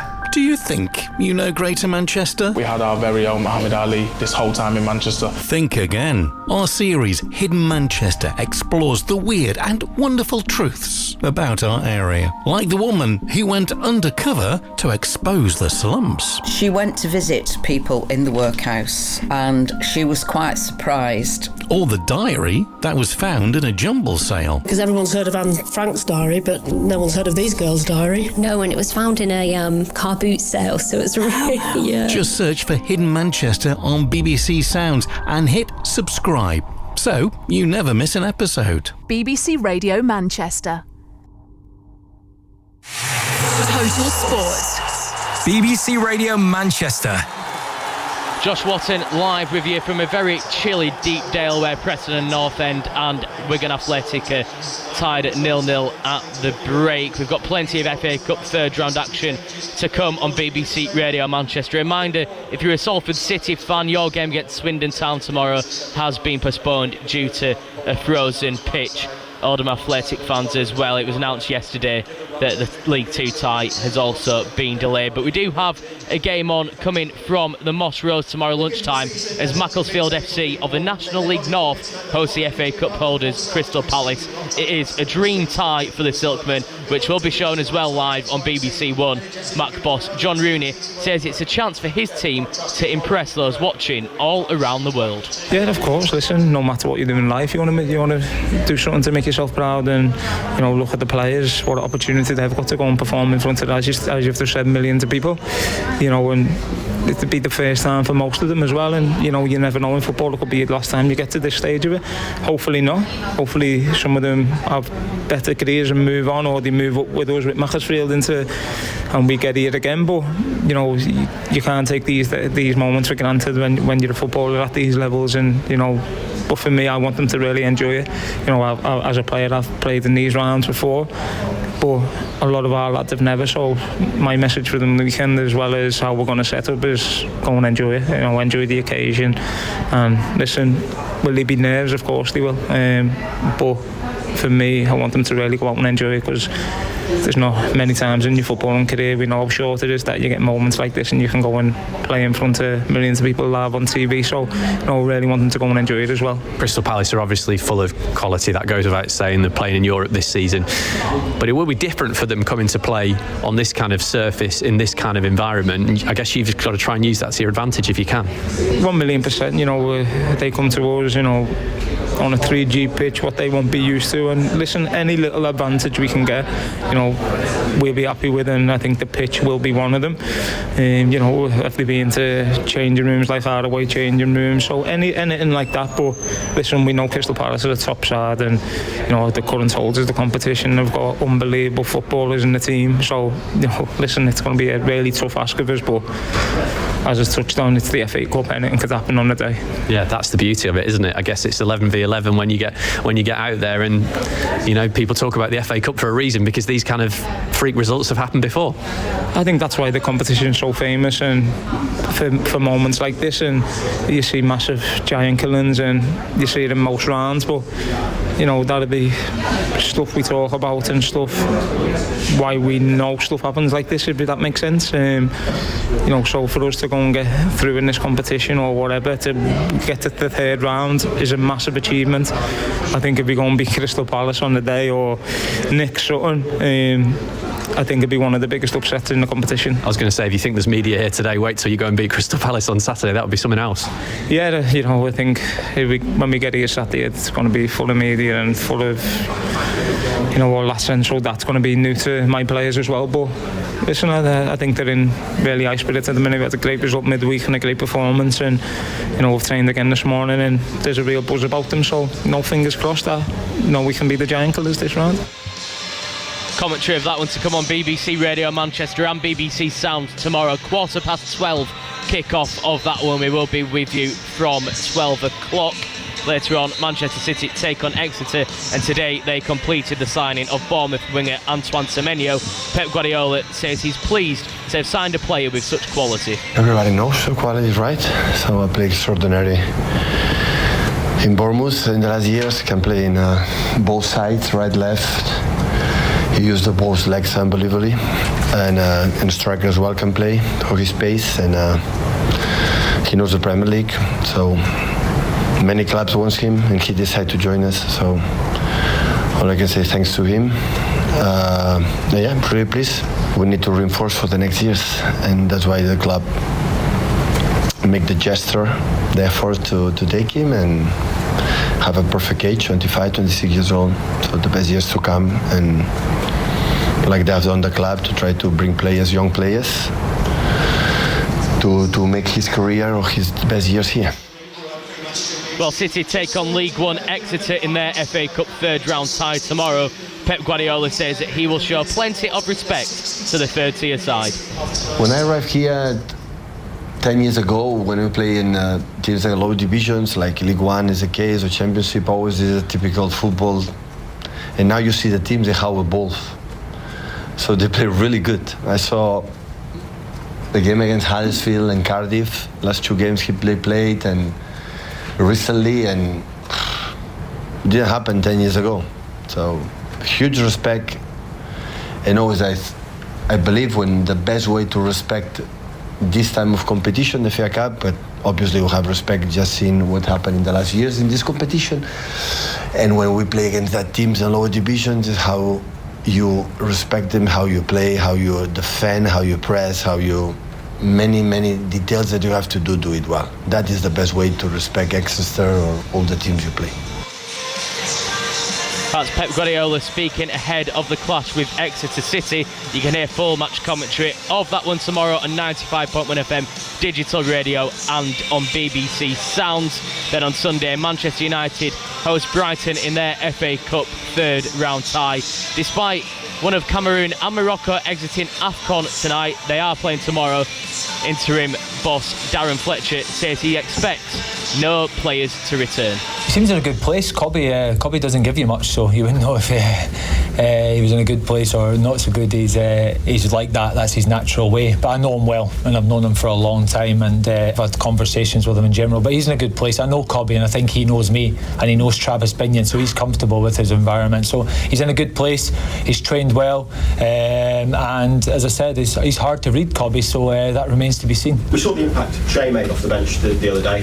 I don't know whether you're going to start this weekend or what. I'm not going to ask about that. But in terms of the academy, that's what young players can do. It felt like it was kind of an issue maybe towards the end of Ruben's time. Obviously there was the mention of Cheeto and Harry and the entitled mention in his press conference.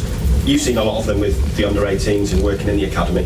What's your view of how the academy is working here and how players are developing, I guess, in terms of ability and character and attitude and things like that? I just think historically, and this club's built around the academy. We've got an amazing academy. Our record speaks for itself. I'm not going to stand here and say anything other than that. We've got an amazing record. I think it's hard to beat in terms of the history of clubs around the world. I think we've got some amazing players, some amazing talents. I think what I see is a lot of hard working, humble young players who ain't perfect because they're young and they're learning and have got a lot to do. I think we ask and expect too much of young people sometimes in society and in general, and that's not a criticism of anybody, that's just my beliefs. I think we have to let them learn, educate them, help them, understand they're going to make mistakes and they're going to do things that will frustrate you.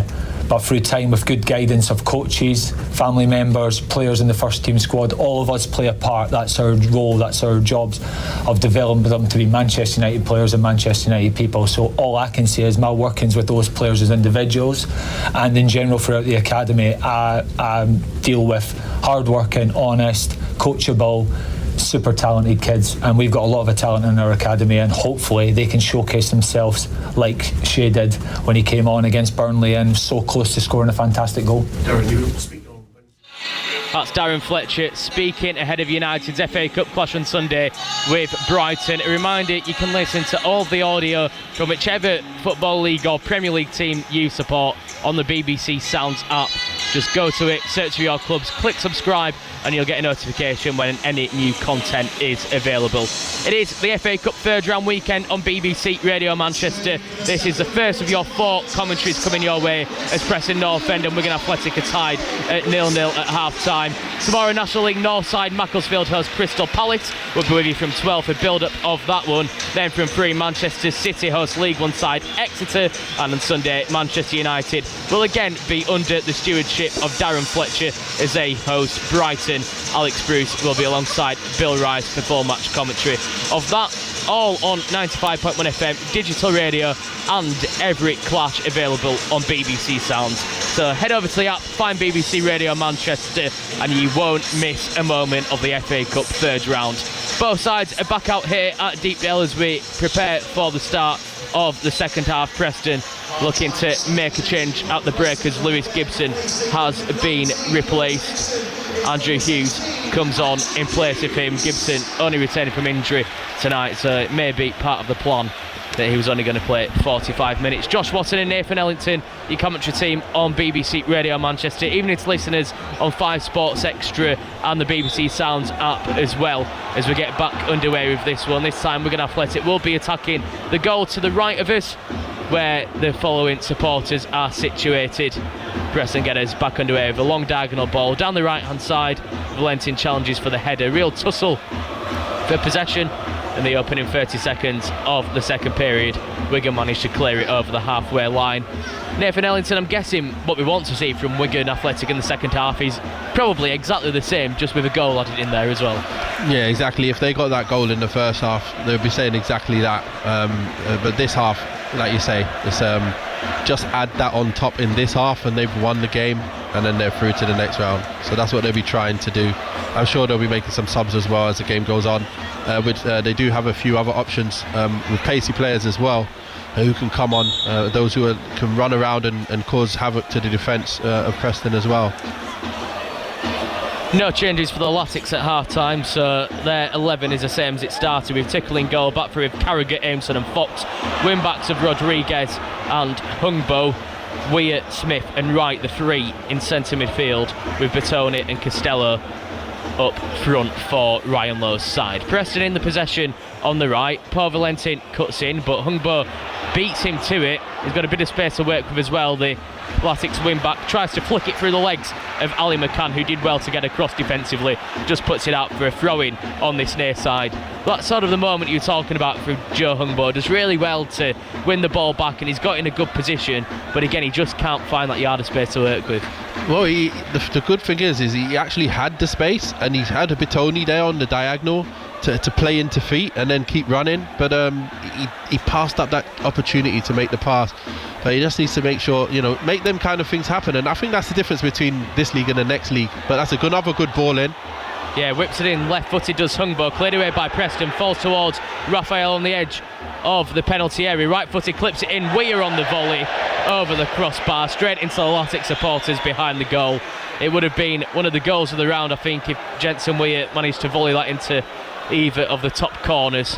Unfortunately, he put it into one of the top corners of the travelling support. 0-0 the score in the opening stages of the second half, but again an encouraging start from Wigan Athletic. Yeah, and again Hungbo to start off the half with a cross in the box, and he's really good at dribbling and then get the cross in with good quality as well. He's done that quite well. A number of times I've seen him do that. They just want to do it more frequently, so then Wigan do end up with more chances. Ball floated down the right channel. Valentin challenges for Preston, but Hungbo comes away with it once again. Smith down the left-hand side, looking for options to work with, but in the end, Preston North End come away with the possession up towards the halfway line, where Dobbin challenges. He can't keep hold of the ball though. Matt Smith does well, back in the side this afternoon, or this evening rather, after being suspended in that game against Bradford City. Breaks forward. There's a Latics player left in a heap on the ground, but they look to continue with Fox. He has it on the left of the back three, but inside the Preston half of the field. Hungbo with a couple of step overs towards a penalty area, left-footed ball in, looks to just bend it round Valentin, couldn't keep it in the field of play, just trickles over the byline out for a goal kick. But he started the second half very brightly, Joe Hungbo. The Wigan fans behind the goals responding to it as well. Yeah, I think he's as long as he's getting at his man, that's really good. I think he needs to now start going inside as well a few times, so then the players know that they don't know where he's going to go, inside or out. At the moment they obviously can see that he wants to get down and cross it in, so they're showing him down the line and trying to get there, trying to put him off, and they succeeded that time, but he got one over him on the one before. North End have it. Jefferson does well just to use his physique to shield the ball out towards the far side touchline. North End go down that line as they attack the goal to our right. In the end, Small forced to backtrack up towards the halfway line. But here come Preston on the right as well. Dobbin has it. 7 goals for the Aston Villa loanee so far this season. Finds Valentin on the touchline. He dances towards the penalty area. Gets past Hungbo. Low ball in. Flashes across the 6-yard area. No one there in lily white to prod it home. Wigan do well to clear it up towards halfway. Preston rekindle the possession thanks to Jordan Thompson, who volleys it all the way back towards Daniel Iverson. That's the first time Preston have managed to open this Wigan Athletic defence up, Nathan Ellington, but they just about managed to scramble it clear. Yeah, you can see that they've got a bit more impetus in their game, and they want, they're looking to really make it count this half. And I think maybe that's what the manager must have been on his case about bringing up the intensity of the game and moving the ball a lot quicker and make the ball do much more of the work. Preston feels like they've got a spring in their step after that attack. Thierry Small just darted down the left, but it was cleared over the halfway line. 50 minutes on the clock here at Deepdale. 0-0 the score. Preston in the possession. Edge of the Wigan penalty area. Good challenge comes in once again. This time from Carragher, just puts his left boot on it to flick it back up towards halfway, but it's collected by Thompson. Halfway inside the Wigan half of the field. Pass goes astray. Smith collects, breaks forward. He's got options down the line as well. Just flashes it with the outside of his right boot down the left touchline to Costello. On the end of it as well. Back on his right foot. Feeds it in. Smith back across goal. Batoni's lurking. Can he fashion a shot? Right hand side. Options in the middle. Still a chance here for Wigan. Towards the byline. Across the 6-yard area again. And eventually lashed clear by Preston North End. Well, Wigan Athletic still have the possession. Decent moments here for Ryan Lowe's men. Right hand side of the penalty area. Raphael with the step overs. Pass one to the byline. Still options in the middle. Preston do well just to get bodies back defensively. Ball back towards the penalty area. Headed up but not away. Edge of the area it lands where Hungbo just about brings it under control. Hits it from distance. Drags it wide of the left hand post. Well, what a spell that was in possession there for Wigan Athletic. They couldn't fashion a shot from inside the penalty area when they sort of had space to do it. Then when it fell towards the edge of the area, Hungbo's effort goes wide and it remains 0-0. That's a really, really good stuff. The ball in behind for Costello to get on it, and then that's a striker's dream to be running at the defender and cutting in with a player overlapping. He just put it in his path, and then he puts the ball across the box, and Batoni just needed to just lay it off first time for the first time shot for the player running in. I can't remember who it was, but that was a chance to put it in. And then on the right side, Raphael got on the ball and he took a little bit too long to lay it back for the ball to be put in again. But it's been really good football from Wigan. Out towards the right hand side, Preston go, but it floats straight over the head of Valentin and out for a Latics throw in. And after a very brief resurgence from Preston North End where they created a half chance inside the penalty area, it seems as though the game's momentum has switched back into the favour of Wigan Athletic as the clock ticks over 52 minutes here at Deepdale. BBC Radio Manchester, 5 Sports Extra and BBC Sounds. Left hand side, right has it. Left footed ball high towards Batoni, who flicks it on, but no one running in behind, so the ball eventually is collected by Hughes on as a substitute at half time. Out towards the left once again, but once more Wigan Athletic do well just to get the bodies back behind the ball defensively, force it back in towards the north end half of the field. McCann under pressure from Smith, goes back into the heart of his own defence. Lindsay out towards the left, options to work with. Small has 2 in Wigan purple defending against him, so he's forced to play it back up towards halfway where Weir will collect. Bit of a tussle for possession as a ball breaks all the way through towards the penalty area. Fox left footed just clips it down the touchline, put under a bit of pressure there by Daniel Jefferson. Does well the Preston North End striker just to apply the press, forces the error from Wigan Athletic. Preston North End have a throw in just shy of the halfway line. Taken short to Story. He goes back towards his defensive partner Liam Lindsay, who switched it out towards Hughes on the left of the back three. McCann out to Story. Ball in field, flick round the corner. Carragher gets there first before it's lumped over the halfway line. It bounces awkwardly. Well, Dara Costello did really well then, just to let the ball run across the front of Liam Lindsay. Looked to get behind the Preston North End man, was bundled to the ground, wins a free kick in a dangerous position here for the Latics. Yeah, a bit of a clumsy challenge there from Preston, and Preston, if they're not careful, they are going to go one down soon. You can feel the momentum building, and Wigan just pushing towards, you know, many more shots, and it's only a matter of time before one can go in.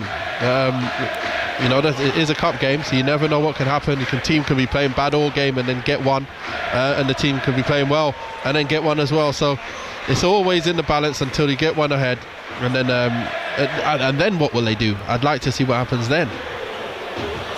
Right hand side, Bertoni stands over the free kick, halfway inside the Preston half of the field, right arm raised in the air before he floats it in left footed towards the far post again. Jebison's there for Preston, puts it back into his own 6-yard area. Wigan put it back in towards the box. This time Northend managed to clear, could be a chance for them to break forward. Ball over the top, Frokjar Jensen beats Hungbo to it, can't beat Rodriguez to it, does well to sweep up, clears the danger, lays it off to Tickle, who launches it up to halfway. Valentin challenges with Smith. Valentin got the better of the challenge, but his touch just evades him, runs through to Hungbo, so Wigan can launch another attack. Diagonal ball up towards the penalty area. Iverson, cool as you like, comes towards the edge of his box, collects it, rolls it out as Preston look to step the tempo up in this one. 55 minutes on the clock. Preston 0, Wigan 0. BBC Radio Manchester. Valentin cuts in field. Wright challenges. Valentin just ghosts past him, lays it into the path of Jebison once more. He can't bring the ball under control, but Northend win it back inside the Latics half of the field. Dobbin on the right, into the penalty area, looks to squeeze through the gap, somehow still keeps hold of the possession. Ball clipped towards the far post by McCann, over the top of everyone. Rafael Rodriguez across towards the far side, right-footed, clears it up towards the halfway line. Preston nod the ball back towards the Latics penalty area, but this time it's Aimson who calmly just puts his studs on the ball, rolls it up the touchline. Throw-in goes the way of the Latics. Well, Wigan are really defending really well. They're doing everything they can to stop Preston from doing anything, and they're doing a great job at it. And when they get on it, they're looking really dangerous. So, you know, they've got to be happy with the performance they performed so far, and they'll continue for the full 90 minutes. MK Dons 1, Oxford United 1 in that one. Port Vale 1, Fleetwood Town 0, and Wrexham 2, Nottingham Forest 0 elsewhere in the FA Cup third round this evening. Iverson has it inside his own penalty area. Left-footed ball downfield, didn't have that much power on it. If Wigan were a little bit smarter there, they could have fashioned a chance from the opening. However, it's Preston who have the possession on the right-hand side of the field after some good work from Dobbin to come across to collect. Nowhere for him to go, though, as Hungbo just closes off the supply line in behind, so it goes all the way back towards the North End defence once again, where Story looks to his left, instead plays it to his right before McCann takes control of things and carries it across the centre circle. Left hand side, Preston have it with Hughes. Ball clipped down the touchline, it's high towards the chest of Jebison, does well to knock it down, but too much on it for Dobbin to get on the end of. In the end, Wigan clear up towards halfway, but Preston looking to turn the screw now. The Championship side haven't had it all their own way in this one. 0-0 the score, coming up to the hour mark on BBC Radio Manchester. Right hand side of this North End attack, ball towards the centre, McCann clips it in, edge of the box, bounces round, Story's lurking, couldn't get on the end of it, played up towards halfway, but now the pressure begins to build on this Wigan Athletic defence. Thompson down centre field, options either side as it's clipped towards the right. Story with space to move with, goes from distance, deflects from Fox, it's going to fall for Small. Is it on the left hand side of the penalty area? He's beaten to it by Rodriguez. Bertoni helps it on its way up towards the halfway line. Costello can't get onto the end of it. Preston have it back. Just feels as though Nathan Ellington, that the home side have stepped it up again in the last minute or so. Yeah, they have, and you can see we're going to get a little bit more anxious with the clearances. And this is the bit now. Can they get back to playing their football, or is it just clearance because they couldn't see any options, or are they going to be forced to keep clearing it straight back to Preston and then having to defend for the rest of this half?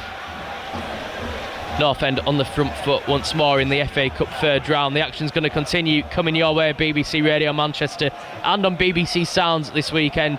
12:15 for Macclesfield versus Crystal Palace, and at 3 o'clock tomorrow, Manchester City against Exeter City. Then on Sunday, Manchester United in action at 4:30 against Brighton, and again all of those games available on the BBC Sounds app. Preston still in the possession, left hand side, ball comes in towards McCann, he switches it out towards the right where it's collected by Paul Valentin. Hungbo gets across to put the Spaniard under a bit of pressure, does well to force him in field. This time Dobbin just forced to come a little bit deeper to collect the possession. Does well to keep hold of it before the ball flips over the top. Story in the penalty area. Offside flag goes up. Free kick goes away of Wigan Athletic. Well, Preston certainly growing into this one. We've seen Jordan Story, the centre half there, inside the penalty area. Decent ball over the top as well, but much to Wigan Athletic's relief, they used the offside trap well. 0-0.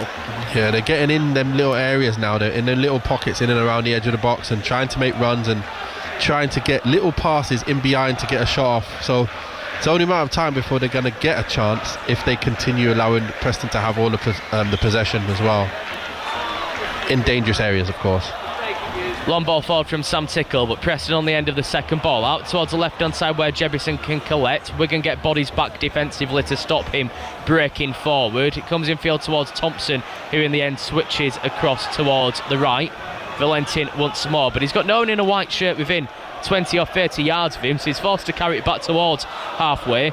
Finds Story, who switched it across his back three towards the left-hand side before Hughes is put under some pressure by Bertoni, which forces him to go long down the left touchline. Decent chase from Thierry Small to try and get on the end of the lofted ball forward. Clipped left-footed down the touchline, but he's too physical in the challenge there. Rampton does well just to wait for the contact, go to ground and wins his side the free kick just to release a little bit of that pressure. Yeah, I think Preston are working real hard to try and get this game won, aren't they now? It's a massive difference to the first half where they were kind of a little bit lacklustre, not really putting a lot together, put a little bits and pieces together. Now they're putting quite a lot more together. And let's see how it pans out. It'll be interesting to see if they can swing the pendulum again back in their favour, Wigan. Well, they've got a throw in the dugout where Ryan Lowe just bounces the ball twice before rolling it down the right hand side. The referee making sure that Rafael Rodriguez just marches back up towards the halfway line, and as we reach the 63rd minute in this one, Deepdale embraces in a minute's applause for Mark Farnworth, the North End supporter who passed away around a week or so ago. The stands from all four corners, it has to be said, rise to their feet to pay tribute to the Preston North End man, including the 3,500 travelling Latics supporters. A touching moment. The play has stopped as well. Preston looking like they're going to line up for a substitution, but players from both sides as well joining in with the moment's applause. Touching tribute from fans from both sides as the referee signals the game to continue. Aimson has the ball in hand on the far side. Wigan Athletic launch it down the touchline. It's a tussle for possession by the corner flag as once again Preston just about managed to clip it back up towards halfway. Collected by Fox for Wigan on the left of the centre circle. Ball down the left hand side. Finds Wright, who gives chase to the corner flag. Story does well to get back and tries to shepherd it out for a goal kick. Couldn't manage to do so. Wright did really well there just to get his foot in between the legs of Story and flick the ball back out for a throw-in, which sort of traps Preston in the corner here.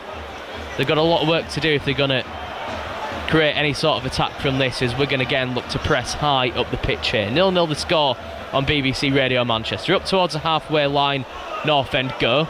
Jebison beats Fox to it, but he's helped out by Matt Smith, who just sweeps up the possession and plays it all the way back towards Sam Tickle, who I'm trying to recall, Nathan Allington, has Sam Tickle had a meaningful save so far to make in this one?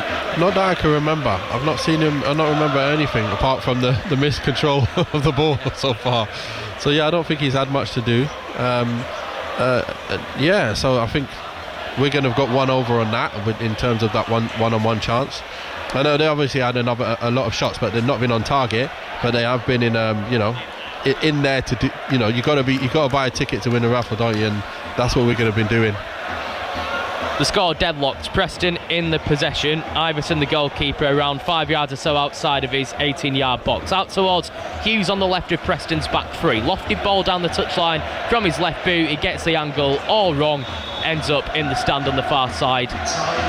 The Invincible stand, as it's called here at Deepdale. They're marking tribute to their first ever season in the Football League, where they went unbeaten in both the League and the FA Cup, and still one of only two sides, along with Arsenal, to go unbeaten across a season. It's a start that they're certainly proud of here in the heart of Lancashire, as Preston North End look for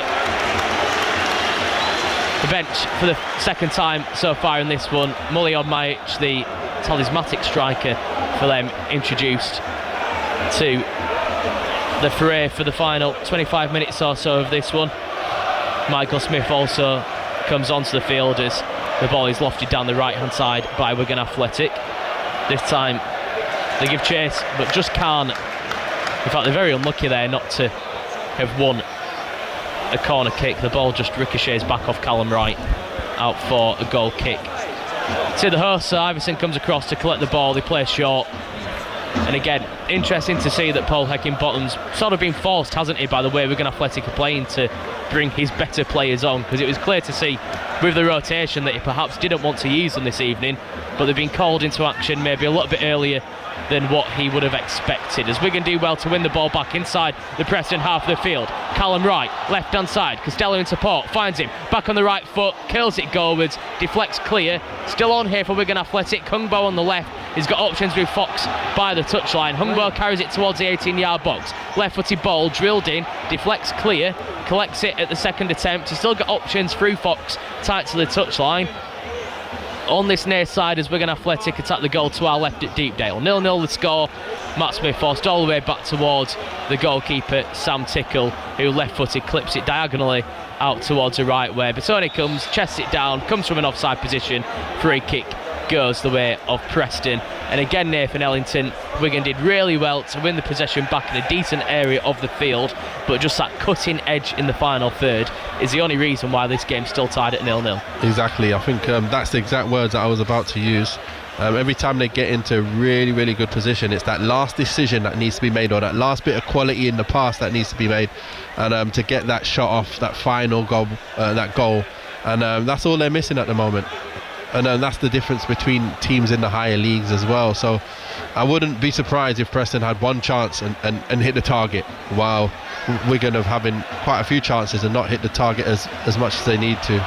But it's a menacing ball in towards the 6-yard area, but no problems at all for Sam Tickle as he comes out, both arms raised to collect ahead of Mully Osmajic, the North End substitute. So just confirmation of that double swap for Preston North End. It was Mads Frokjar Jensen and Daniel Jebison replaced by Michael Smith and Mullitin Osmajic, as Preston have the possession on the edge of their own D in the shape of their goalkeeper Daniel Iverson. He puts his studs on top of the ball before clipping it out towards the left hand side, and now space for Preston to work with. Hughes clips it down the touchline. Osmajic gives chase, Aimson beats him to it. Osmajic challenges, can't get anything on it, but does put the pressure on Aimson to win his side of throw-in, almost in line with the penalty area. Preston take it quickly this time, back up towards halfway it goes with McCann. On the turn manages to just dart past Batoni and switch it out towards the right hand side where Paul Valentin collects. Hungbo to beat, only one Wigan defender back on this left hand side of their defence at the moment, until Matt Smith comes across to double up on the Spanish fullback. The ball back towards the halfway line. Story's touch isn't the best, just allows Dara Costello to apply the press, which forces Preston all the way back towards Iverson once more. Short ball from him around 10 yards or so to his right, up to the halfway line to get his side back on the front foot, as Thompson manages to dart past Callum Wright, goes to ground under the contact, wins the free kick as well. Seems soft that one, Nathan Ellington, but again, we've seen these 50-50s so far this evening go either way. Yeah, that was a really soft one, and you're just thinking if he lost it there, he would have a chance to get on the break, but he's lucky there. The referees looked at it and said it's a foul. Ball into the penalty area, far side of the box. Aimson challenges, looks to flick it back across towards Carragher inside his own penalty area. This time it's Preston who lump it back in towards Sam Tickle, far too close to the England under-21 international, who collects once again calmly, just slows things down. The referee, Oliver Langford, begins his countdown, but Tickle beats him to it and just rolls the ball out towards the right of his penalty area. Wigan go up the far side touchline, attacking to the left as the ball is launched long towards Bertoni.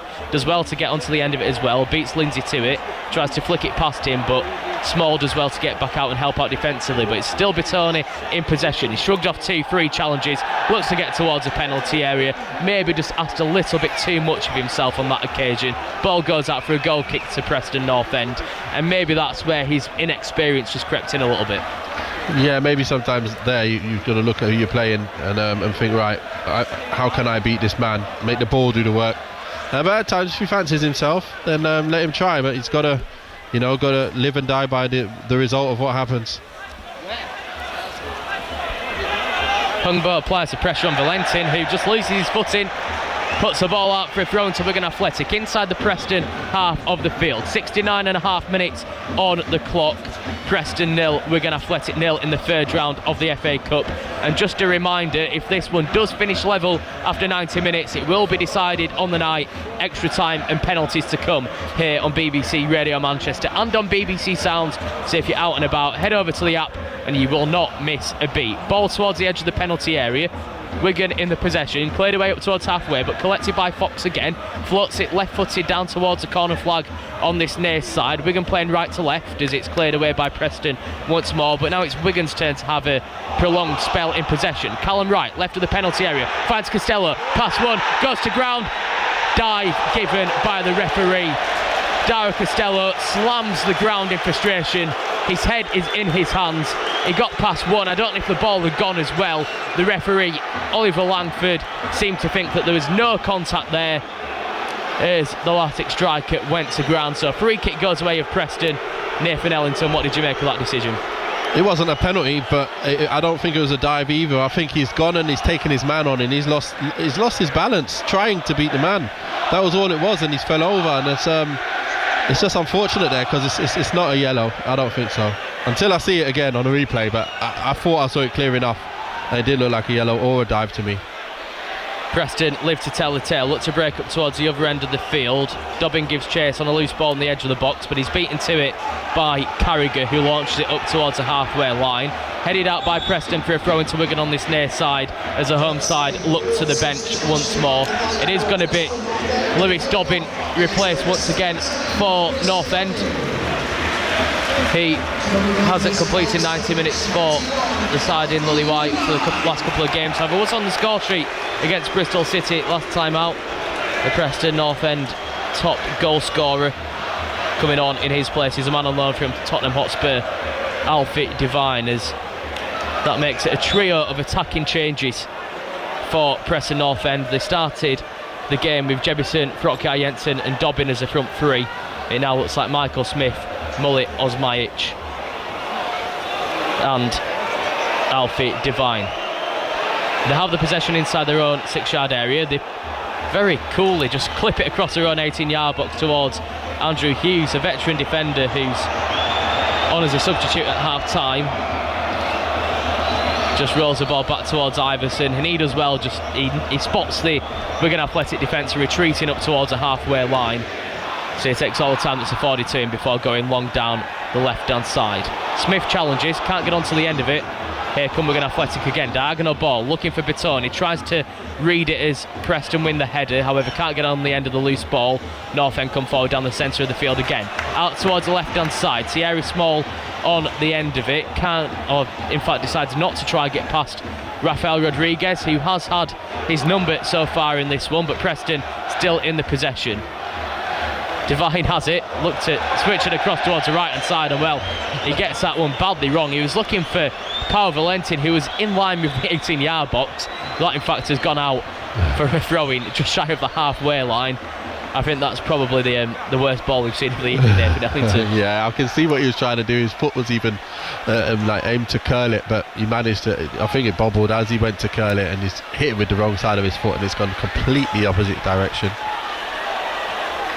73 on the clock, 0-0 the score, both sides still searching for a breakthrough, but it's Wigan who've come closest, and they could be on the brink of doing the same again with a long ball down the right hand side. Costello gives chase, beaten to it by Lindsay, who clears it left footed down towards the halfway line.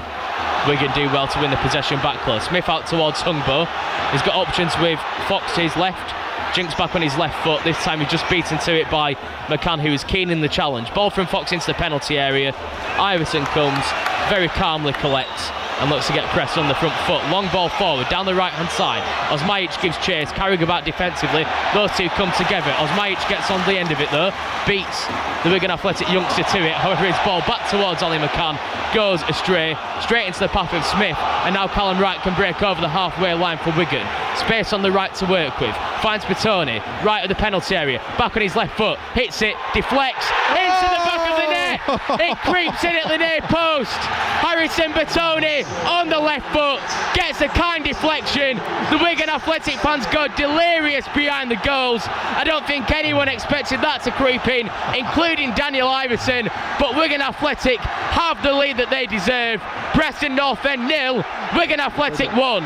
What a goal that was. And you know what, I was saying pull off him so he can get it to feet, so now you can get out your man. Like I said, the striker's dream is when you're running at him from the edge of the box and he's hit a little drop shoulder, cut inside and decides to pull the trigger, and you never know what can happen. And it's blocked, and it's obviously been blocked, but it's ricocheted right into the goal, and we thought it's gone wide because the keeper looked like, oh okay, I'm not sure what's happened here, and it's just gone in, and it's 1-0 to Wigan, deservedly so as well. They definitely deserve to be up, and now we got cramp from Bertoni as well. He's probably going to have to come off because you can't really do much more after you've got cramp, that's for sure. Yeah, the ball hit the back of the net. Harrison Bertoni came across to celebrate and instantly just fell to ground. It looked as though he was holding his hamstring. He'll be hoping that it is only cramp and nothing worse as he's back on his feet. Fist bumps the air as the Latics fans sing his name, his third goal in Latics colours. I do hope that one is awarded to him. The shot was certainly on target, wasn't it? So I think it definitely is. The pesky dubious goals panel doesn't interfere. Well, when you shoot and it's going on target, even if it changes direction, it goes in, it's still a goal. Just having a look at the Wigan Athletic dugout. Ryan Lowe called his players over to that far side to... Asamoah probably coming on for him. Well, Preston aren't happy because Bertoni was making his way towards the touchlines. He's gone to ground and now the physio is on to receive treatment. I think probably fairly from an North End point of view, they're saying why didn't he go off behind the goal when he was stood celebrating behind the goal. But this is just maybe a little bit of gamesmanship and a bit of street smarts that Wigan Athletic haven't really showed this season, have they? They haven't, and they're playing just like a team that, you know, a team that wins games. They're playing like a team that looks like they're supposed to win games, and they're not, you know, a stranger to winning games. And it feels good watching them like this, to be honest. And I'm sure all the fans will be saying the exact same thing. Why can't they do this every week? It's not cup game every week, but you've got to try and get them to think, you know what, if we lose playing like this, who cares? I'll go down playing like this every single day of the week.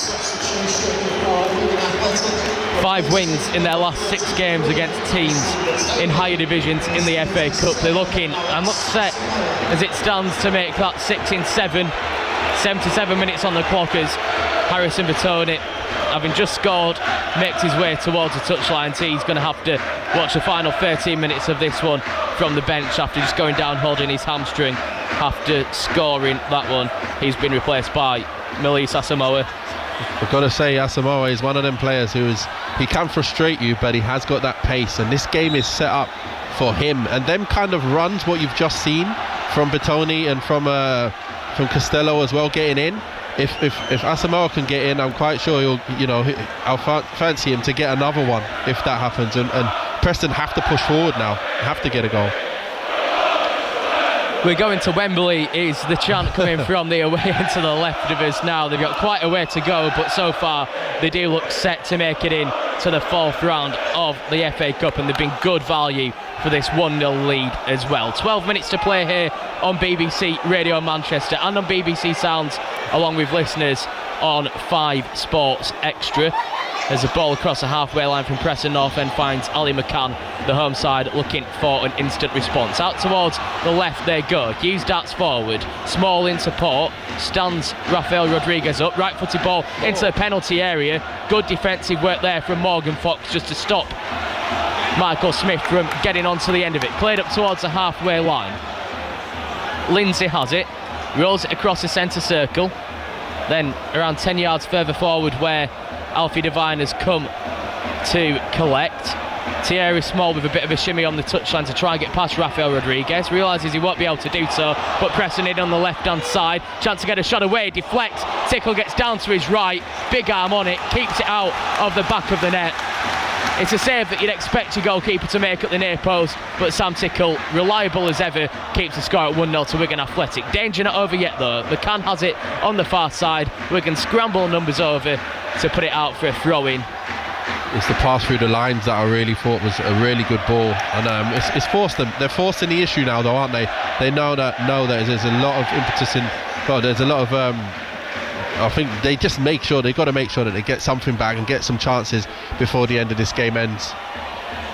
Long throw from Preston into the penalty area. Lands on the edge of the 6-yard box, but Fox is there to head up and away. Put back in towards the area by Preston. Overhead kick attempt from around where the penalty spot was. It was ambitious from Mully Osmajic. Didn't get any power on it. Put it wide of the goal as well, as Sam Tickle just watched it roll out of play.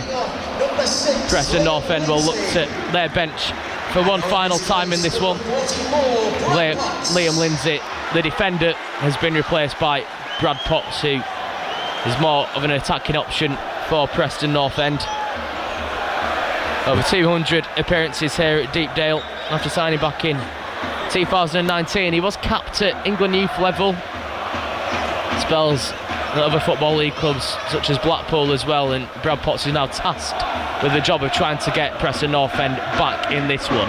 1-0 to Wigan Athletic on BBC Radio Manchester. Into the final 10 minutes in your first of 4 FA Cup commentaries this weekend. Macclesfield versus Crystal Palace to come at 12:15 tomorrow, followed by the 3 o'clock game, Manchester City against Exeter.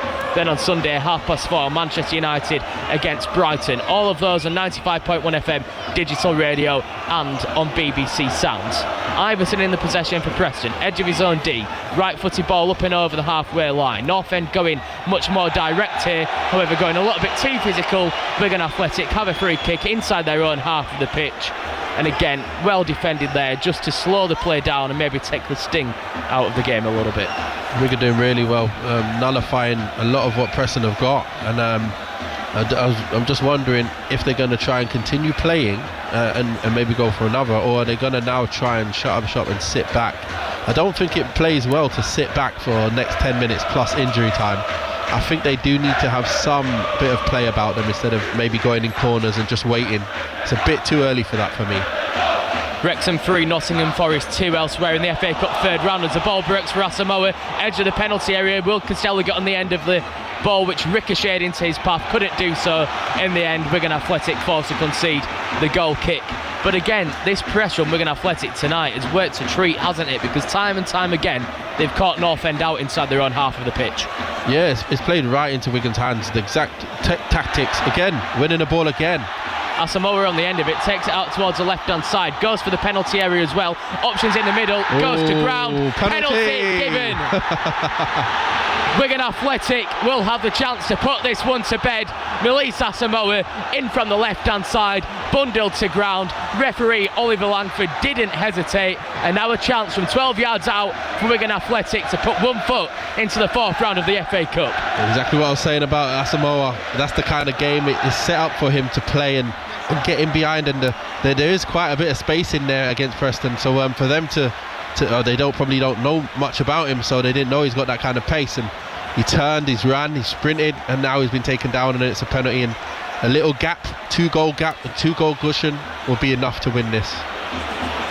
Well, Wigan Athletic have penalties to thank to be in the 3rd round of the FA Cup. Both the 1st and 2nd round ties saw them win on a penalty shootout after extra time. They've now got a penalty to put the 3rd round to bed a little bit more comfortably than that. Callum Wright with the ball in hand puts the ball on the spot, marches back towards the edge of the 18-yard box. Referee Oliver Langford blows his whistle. Callum Wright, right-footed over the crossbar. He gets it badly wrong. Ball straight into the stand where the Wigan fans are situated.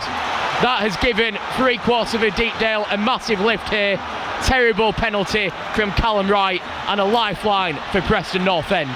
It's going to be backs against the wall for the next 10 minutes or so. I think they'd expect at least 3 minutes of extra time, so it's going to be very difficult for Wigan to hold this. Pots into the penalty area, headed goalwards by Smith, runs past the post. We can just say the North End fans now find their voice. That penalty miss has given them a load of confidence. Yeah, I think it's going to be a really thrilling end to the game. There'll be lots of chances. I think they'll put at least 2 or 3 chances in this game now towards the end. Goal kick to Wigan. Sam Tickle just taking every second which is afforded to him. 84 minutes on the clock. Preston North End 0, Wigan Athletic 1 on BBC Radio Manchester. Third round of the FA Cup as Preston come forward down centre field once more. Potts gives chase, beat into it, long ball downfield. Now Costello breaks forward, Asamoah in support, pokes it towards the edge of the area. Can't find Asamoah, who shouts at Dara Costello there. He could have been fed through 1-on-1. Ball wasn't played. Preston have it back, and another let off for the home side. That was perfect to play him in, and he's waited and waited and waited, and then he's used the wrong part of his foot. I think he tried to play it, but he tried to use the outside of his foot when he could have just used the inside. Potts, right hand side, headed goalward. Chances galore in this last 10 minutes, I'm quite sure. It's quite clear that Preston North End have put the big physical bodies inside the penalty area. That time Smith on the end of it. Osmajic has been lurking as well. Potts working down the right hand side. Looks as though Wigan are going to have a lot of defensive work to do in the latter stages of this one. 5 minutes to play, 1-0 their lead, and they've made it hard work for themselves, but some would say that is the Wigan Athletic way. Yeah, of course. It's never going to be plain sailing, and they're going to have to work hard now to make sure that they get over the line, but they've done enough to win the game. Can they continue now? There's 5 more minutes to get the job done. Possession on the far side of the field for Wigan Athletic, attacking the goal to the left where the travelling supporters are housed. 3,500 Latics have made the trip up the M6 for this FA Cup third round tie as the ball comes down the touchline, and Wigan do well to win a repeat throw, but this time in line with the Preston North End penalty area, and you can just see they're looking to eat up as many seconds as possible, but the Wigan fans behind the goals sort of urging their side on to get a second. They certainly look capable based on what we've seen so far in this one, as again they find the voice up towards the penalty area. Preston win it on the edge of the box. Story needs to be careful, beat into it, could be a chance, somehow runs through towards Iverson, who collects and looks to get Preston on the front foot, throwing down the right, looking for Potts, beaten to it by Fox. Well, that was almost calamity at the back there for Preston North End. Jordan Story took too long in possession, just had the ball nicked off his boot by Melise Asamoah. He went to ground before Iverson collected, before he could get back to his feet and try to scramble the ball home. Remains 1-0 to Wigan Athletic. That was very close to being another penalty there. I think they lost concentration at the back again. They've lost concentration a few times this game, and Wigan have been there to pounce on it as well, and that was very close to being another penalty there. Wigan Athletic 3 minutes or so away from the fourth round of the FA Cup. Ryan Lowe 3 or so minutes from getting one over his former club as Wigan advance up the left once more. Hungbo was the intended target, took a deflection on its way through, runs out for a Latics throw-in, and Joe Hungbo just deciding to take on a bit of fluid on this near side touchline before Morgan Fox comes across to collect the ball and get played back underway via a throw-in. Down the touchline it goes towards the byline. Hungbo once again just takes a nick off of Divine, so it'll run out for another throw-in to the Latics. This time Fox just issues a few instructions to his side before he's going to look to put this one towards the penalty area. Wonder what time that Wigan Athletic will look to go for the corner, as they managed to win themselves a corner kick. The throw-in came in, was flipped off Jordan Story's head. I thought Hughes managed to keep the ball in the field of play. The referee and his assistant disagree, so Wigan Athletic have a corner kick. 2 minutes remaining. Preston North End 0, Wigan Athletic 1. I think they should now slow the game down and maybe not put the ball in the box from here. Maybe they should try and keep it in the corner. It looks like they might actually be putting it in. Preston North End have left 2 players up on the halfway line, so it's a very sparsely populated penalty area here. right-footed corner to be taken as the Latics fans behind the goal await it to come in. Drilled in low towards the near post, volleyed clear up towards halfway. Osmajic on the end of it. Smith challenges, brilliant challenge from the Wigan Athletic man to win it back. Asamoah, edge of the area, drills it goalwards. Iverson does well to collect the ball, gets down to his right, both arms on it, stops it from falling into the path of Costello, who was lurking. Preston come away with the possession up towards the halfway line. Wigan do well, get bodies back again, force Preston all the way back towards Iverson, who's going to go long downfield towards Michael Smith. He rises, the ball goes over the top of him, will land at the feet of Brad Potts, who carries it out towards the corner flag on the right, runs it straight into touch though, wins the throw-in, does James Carragher for his side. Smart defending there from the Wigan Athletic man, and now it looks as though Wigan Athletic are going to look to the substitute bench once more. Darryl Costello has been a real live wire for the Latics so far this evening. He makes his way off the near side, well, he was supposed to make his way off the near side of the pitch, instead runs past the referee. Oliver Langford is going to run laterally towards the dugouts. In fact, he's going to stroll off casually, and who would blame him? It's been a solid stint for Darryl Costello so far this evening. Nathan Ellington, and again we've seen some brilliant link-up play between himself and Harrison Bitoni. Yeah, they've been really good together playing up front, and that's what they've missed, to be fair. Being able to get out and 7 minutes of extra time.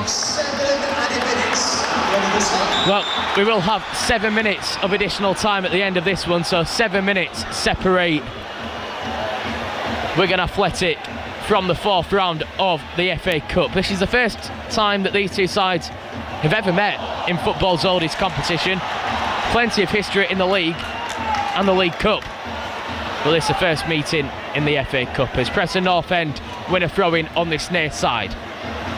Into additional time on BBC Radio Manchester. Long throw into the penalty area, doesn't get past the first man, Hungbo, who heads it back out towards the right hand side. Valentin keeps it in play, good control from his right boot into the penalty area. Touch isn't the best in there, and it just allows Hungbo to lever it up towards the halfway line. Collected by Thompson, diagonal ball from his left boot, floated towards the left side of the penalty area, flicked in towards Osmajic. Left hand side, Preston have it. They're throwing everything at this one now. Edge of the box, falls, Potts hits it over the crossbar. You feel as though the North End man really should have been testing Sam Tickle there. Flashes over the bar. Sam Tickle never looked worried. Straight into the stand behind the goal. We've had 1 minute of the 7 added on, and it remains Preston 0, Wigan 1. Yeah, they are huffing and puffing, but I think it might be a bit too late. But look, there's a lot of time. There's still a lot of time for one more chance, one or two even at a push. But I would expect to see one more chance come, a clean one to get a shot off, just like that, from either side. Nathan Ellington alongside myself, Josh Watson on BBC Radio Manchester. 5 Sports Extra available via the BBC Sounds app as Preston knock it long down the left again. Small gives chase, can't get onto the end of it, runs out for a goal kick, which again Sam Tickle will take the goal kick as probably the only thing that Preston fans have cheered this evening. Announcements of train delays due to Storm Goretti, which has hit parts of the UK. Thankfully, plenty of football this weekend still on for BBC Radio Manchester, but games involving Salford and Oldham have been postponed, but a bumper weekend in the FA Cup third round to come, and it started here at Deepdale, where Wigan Athletic have a free kick on the halfway line after Thompson bundles Fox down to the ground. Yeah, I think Wigan are playing this game out really well at the moment. They're not being too defensive. They're looking to still get out. And the good thing is, like you say, with the players they have up front, if you've got a number of players up there, you're just going to do it. You've got too many attacking-minded players to actually be defensive anyway, so that's good. As Fox again just issues a few instructions before clipping it down towards the left side. Christian Sadie on as a substitute, challenges for the ball but can't get on to the end of it. Goal kick to Preston North End, which Iverson is in a real rush to take. Looked for the short option, but Sadie did well just to maintain his position on the edge of the 18-yard box to stop the option. Is going to force Preston to go long up and over the halfway line. 3.5 minutes of the 7 added on at the end of the second half. 1-0 the Latics lead against Championship Preston. halfway line, the ball is headed up and lands at the feet of Ali McCann. Just touched it down off of his right studs. He's been lively for Preston this evening. Back in the side, the Northern Ireland international, 33 caps for the national side. Gets inside on the front foot again. Osmajic in the penalty area. Almost a bit of a mix-up there from the Latics defence, but they do well to scramble the ball clear. Asamoah collects and looks to get past Story. Does so as well. Darting for the penalty area. This could seal it. Asamoah for Wigan. Tried to touch it past Iverson. Couldn't manage to do so. The goalkeeper makes a brilliant save. Preston clear up towards halfway, but Wigan still look to maintain the possession. Couldn't do so. Clear it out up towards halfway, where Wright will collect. Wigan with the possession. Hungbo on this near side. Again, looks to dart towards a penalty area. This time just rolls it into the path of Sadie. He's going in one direction and one direction only, straight to the corner flag, where he's going to look to trap this ball. But again, Nathan Ellington really should be 2-0 to Wigan Athletic. Oh, it should have been. I think he's not opened himself up. He's done a great run. But again, he's kind of not opened himself up so he can put it in the corner. He's kept running at the same direction. Great work from him, but it just needed that little bit of extra quality there to open it up to make sure he can just slide it in the corner. Diagonal ball towards Michael Smith. Edge of the area, manages to win it at the second attempt. Hungbo back working defensively. Now Potts on the right of the penalty area. Left-footed ball, clipped in, looking for Osmajic. Beaten to it by Carragher. Now Small, halfway inside the Latics half of the field. Finds Andrew Hughes, who plays a 1-2 with the former Charlton man. Twist and a turn from him to try break up the left-hand side. But once again, as he's done so far this evening, brilliantly done by Rafael Rodriguez. Wins the ball, wins a throw-in for his side. He's been fantastic tonight, Nathan Ellington. Yeah, he's been really good on the defensive side. I think he's kept quiet. He's kept him quiet all day, hasn't he, on the left there. So for him, he's got to be happy to nullify a team like this. And it looks like he is a dangerous player. Maybe they do get a lot out of him off the left wing as well, left wing back spot. And he might get lots of crosses in, but today he's been kept quiet. There's Wigan take all the time that's afforded to them over the throw-in on the far side. Ryan Lowe just takes a sip of his drink before returning to the edge of his technical area to watch the closing stages of this one. Throw-in comes down the touchline, a noisy away end on this cold Friday night in Preston. There's a drum still beating for the Latics fans. It's clipped forward up towards the edge of the box once more, towards the edge of the penalty area. Iverson comes out to collect the possession, finds Hughes, who almost lets the ball run out of play there, does well just to launch it up towards Smith. Edge of the area, tries to flick it on. Potts can't get on the end of it, but it's a late play there from Devine to collect it off the boot of Hungbo. He's cutting a very tired figure out there. Now Thierry Small, right at the penalty area. Thompson, left-footed ball, clipped into the penalty area, no one in white underneath it. Falls for Hughes, left-footed ball, touches it down the left-hand side. A queue of white shirts in the middle, squared across the penalty area. Thompson again, finds Small, space to work with, cuts it into the penalty area. Up the heads go, and it's Wigan who managed to win it, flick it clear. We've had the 7 minutes of stoppage time here. This will be the final attack from Preston North End. Right hand side, Thompson has it. Small into port up the right channel, finds him too. Hungbo to beat, left footed ball into the penalty area, headed goalwards. Brilliant save from Sam Tickle. It's into the back of the net, but it will not count. Offside flag goes up. Brad Potts is still running away celebrating. The flag saves Wigan Athletic, and now surely they are going to the fourth round of the FA Cup. But Nathan Ellington, Sam Tickle, when you need him most, does it again. What a save from Sam Tickle. Right, that's a cat again. Great save there, and then just luckily he was just offside. And I was just thinking, oh my gosh, for all that hard work, it's gone back to a draw and it could be penalties. But Wigan surely now have won it, surely and deservedly so. Sam Tickle with surely the last action of the game now. Takes a free kick. Referee puts his whistle to his lips, and Wigan Athletic stun higher division opposition once more in football's most famous competition. A brilliant performance, a brilliant response from last week's defeat at Cardiff City. Ryan Lowe sprints onto the pitch to celebrate with his players and his supporters. What a night for him. Harrison Bertoni will have the headlines once more. His goal the difference between the two sides. Wigan Athletic, just look at what it means to them.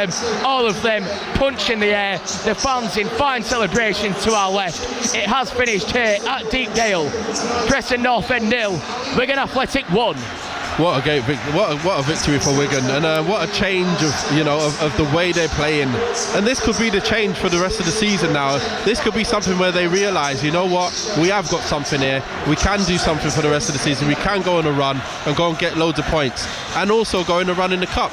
We don't know who's going to be next, but playing like this, you never know. As you said, there is some kind of cup history that we're going to run by and live by, because that was a very good performance for full 90 minutes as well, and they deserved to win that game for every second of the game. I've got to say, Preston weren't in control for too much of this game, saying that they're the team in the higher league, but Wigan looked like the team in the higher league today. A place in the fourth round, and well, who knows what awaits there. The players still on the pitch celebrating with the Latics supporters to our left. We are going to Wembley. They're still singing here as the Preston players make their way off the pitch to the far side. The tunnel situated in the far corner, but the Wigan players won't mind having to make that long walk as they march to the opposite end of the field, as they embrace with their supporters as they chant their manager's name, Ryan Lowe, in celebration. Nathan Ellington, a week's a long time in football, isn't it? And it just shows what one performance, what one result can do for a football club. Yeah, 100%. It changes the mood completely straight away. And now they'll be going into the next game feeling so up about it, and about, the players are going to be feeling so good about themselves as well. It just builds morale. The morale goes straight up. In a game like this, the morale is right up. Manager's really happy with himself, with the decisions he's made to go attacking, and then he needs to then go and carry it forward into the rest of the season. Use this as a momentum to really change their fortunes, because they have been a team that have been with the handbrake on most of the time this season, but this was the handbrake off. I know it's only one goal, but the game is an enjoyable game to watch, and the team was attacking. They were trying their best. They tried every single bit of energy that they had left. They've worked hard to go and win this game, and like I say, it's 90 full minutes of real good football that I've enjoyed watching today. And that's a word as well, Nathan, isn't it? You enjoyed watching it. Wigan were a pleasure to watch tonight, weren't they? Which is a polar opposite from what we saw last week. Yeah, it's not just last week. It's been a number of games I've watched where I have been left, a little bit quite frustrated with how the players and not really playing to their strengths, not really doing anything, not really getting clear-cut chances. But today, that's a massive, massive difference. And hopefully the manager will analyse this and see what worked, and continue to do this for the rest of the season. They're the combinations, especially up front. Bertoni up front with Dara Costello looks like a good combination to play with. And I think they can build on this definitely. They've got wing play, and they've got players to come off the bench and continue the attacking spirit, and and that's what you need to continue asking questions of the defence. And then they get tired and they make mistakes, just like Preston did today, and teams in their own league will also make more mistakes, so then they'll be able to capitalise on them. And that's what you do in these leagues. You score goals off a lot of mistakes in these leagues.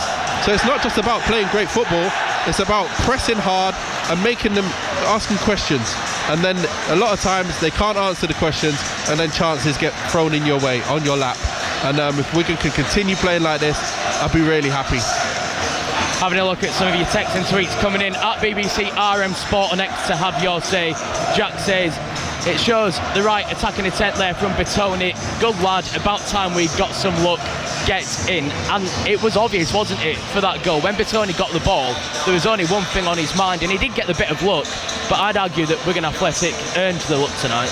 Yeah, they definitely did, and the thing is, that's what you want your strikers to be able to be doing, running at the defenders. And I can count about 5-6 times now where today you're running at your defender and you can get yourself a shot off, or even they had the overlapping runner that you can slot in as well. So it makes the defence have to really think twice about, are they going to go with the runner, are they going to block the shot? And that's when things open up for the attackers. And that's a great thing, to have that amount of opportunities to get shots off against a team in a higher league doing really, really well in the league above as well. And that shows that these players have got what it takes to win games consistently in League One. James says, no excuse to not set up like this next week now. That was much more like it from Lowe's setup. I mean, they've set expectations sky high with that performance now, haven't they? They've got to be, because you've just seen, like you say, what's the point playing a football match where you just shut up shop and there's no chance of scoring? Fans come to watch the team try, and that is what they're coming to watch. This is exactly what kind of football that those fans deserve to come and watch every week. They pay their good hard money, they stand there in the cold, and all they want to be is entertained. And that was entertainment today. Not like I said, it wasn't as much entertainment of the previous games, but this is turning the corner, and this should be the catalyst for the manager to say, you know what, you're right. Let's go and play like this every game. Let's try and win every game. Why can't we? If we're playing Preston in the league above, who's as good as Preston in the league below? I don't think there will be anybody. So why not try and do exactly that? And if you lose, you lose. No problem. Who would have moaned if they played Cardiff and Cardiff won 3-0, but they went out playing like this? I wouldn't. Vincent says Bertone will rightfully get the plaudits tonight, but Rodriguez was man of the match for me. As Matt Corrigan would say, he had that wide sign on lockdown. Asamoah has been good off the bench too. And a word on Rafael Rodriguez, because I was surprised when I saw him in the right back position, but defensively nobody got past him tonight. Yeah, he had him on COVID lockdown, extra special lockdown, because that was proper. He wasn't anywhere to be seen today, and he obviously done a job for the team, making sure that their attacking threats were nullified, and he was really and truly nullified today. And great job from him, really good job. I think a lot of the players deserve a lot of plaudits today. They defended really, really well as a unit. They got out and they passed the ball very quickly. They were willing runners everywhere. It was just good to see everything that it's like that. I could see all of the strengths today, and like most of the times I'm watching and I'm like, you're not playing to your strengths, boys. Why are you playing that ball like that? But today it was always in the path of the players. They're getting at their men, getting crosses in. It was really nice to see. And yeah, Rafael did a really good job, but there's many other players on that field today that really did as well. Rob says, I'm going to give lots of credit to Ryan Lowe. For the first time in months tonight, he got it spot on. A word on him, because he had to come out this week and answer probably some quite difficult questions from a manager's point of view. But he said he took it on the chin. He'd learned from performances this season. And I mean, I think that's probably the example of them learning tonight, because they were fantastic. I think so. I really agree with that. It's not only just going and saying, you know what, let's put an extra man in attack. It's not just that. It was the other side where he's probably watched Preston, and when they get on the ball at the back and they try and tire you out, you see they're standing on it. It's only 0-0, so there was no rush for Wigan to go and press them. I know if they conceded a goal 1-0, there'd then be a rush to go and press them, but until then they were sitting there at the back thinking, okay, why are Wigan not on us? Why are they not pressing us? And then they waited. So Ryan Lowe knew, he said, you know what, we're not going to press you high, we're going to wait till you get mid-block, and then we're going to go at you and we're going to tighten everything up. So as long as they attack, you said they're holding a high line, there's a reason for that. You hold a high line and then you start in mid-block. Now there's nowhere for the players to go. They're so close to each other, you can now win the ball back off them, and what can you do then? You can go and counter-attack. So the tactics, he got spot on as well, and Preston didn't actually click on to that at all, and it played right into Wigan's hands. And finally, Nathan, a word on next week. If they can beat Preston North End, the championship side, that's pretty decent confidence going into the derby against Bolton. Yeah, it is. I did watch that game. I did have the privilege of being there, and Bolton do have some really tricky wingers. If they play like they played that day, they got a job on their hands. But if Wigan play like they played today, that'll be a really, really good one to watch. And I'm gutted I'm not there. It's a home game. I won't be there for that one. But hopefully they will get the win and the 3 points. And now maybe a catalyst to build on for the rest of the season. And can you see them pushing up towards the top half and then maybe an outside shot at getting into the playoffs? I think maybe it might be a bit too far to do that. But the main thing is seeing that they're capable of doing that. Before, I was not seeing that they were capable of doing what I've seen today. And that just shows me that, you know what, I actually was speaking to a Wigan supporter today and yesterday, talking about what team I would play, and I actually mentioned Bertone with Costello up front, and that's what he did today. And having the wingers Hungbo on the field, and just having more players who can actually take people out the game, and that's what's happened. And and this that's what happens in a game. If you can have enough players on the field that can hurt the opposition, the more you have of them, the more chance you have of winning. So yeah, I think Wigan, they can look at this and say, you know what, if we do try and play this team, obviously it all depends on injuries as well, but if they can play this kind of team and bring on the players off the bench as well to continue that kind of football, it's the mentality, it's the tactics, it's how you want to set up. If that's how they're gonna set up for the rest of the season, they have a chance of just pushing up and being nowhere near relegation, that's for sure. But in terms of being playoffs and being a bona fide chance of going up, it's a bit difficult. Nathan Ellington, pleasure to have you with us on BBC Radio Manchester this evening. The Wigan fans still in fine celebrations to my left as they make their way to the exits. 3,500 happy Latics going back down the M6 this evening. Well, the FA Cup continues on BBC Radio Manchester this weekend. We've got 3 more commentaries coming your way. Tomorrow at 12:15, Sickty and Macclesfield host the holders Crystal Palace, and striker Danny Elliott says that he can't wait for the occasion. It's incredibly exciting. You know, the tension's been building, the excitement's been building, should I say, over the last few weeks. And I think that now it's kind of straight after Tuesday's game, you know, with it being the next game only a few days away, you know, all the lads are absolutely buzzing. You know, we've been speaking in the change rooms this morning about it. You know, it's the biggest game that most of the lads would have played in, if not all of us. And, you know, we've got a lot of family and friends watching from home and coming to the game, and we know it's going to be a sold out ground. And even being around the ground at the minute, you know, you see the electronic advertising boards going up and the punditry stand being built in the corner, and it's really, really exciting. How desperate were you all not to get injured on Tuesday night? Yeah, no, honestly, it was something that hopefully we've come out of with no injuries, and everybody's really excited about Saturday, and everybody will be wanting to play and be available and hoping that they can then get on the pitch to obviously face top class opposition. You talked about tickets. Have you got friends, family, everyone asking you for as many tickets as you can get them? Yeah, you know, it's been difficult because obviously everybody wants to come to the game, but you know, there's a lot of fans that obviously want to come to the game as well. You know, it's sold out very, very quickly. You see the lines around the ground, so it's been limited in terms of what we can get. But thankfully, I've managed to get my fiance and my parents will be here, and they'll be supporting, and it will just be brilliant to have everybody here to experience something like this. You know, it's something that doesn't come around very often, if ever. You know, so it's something that to be able to have days like this in your career is truly special.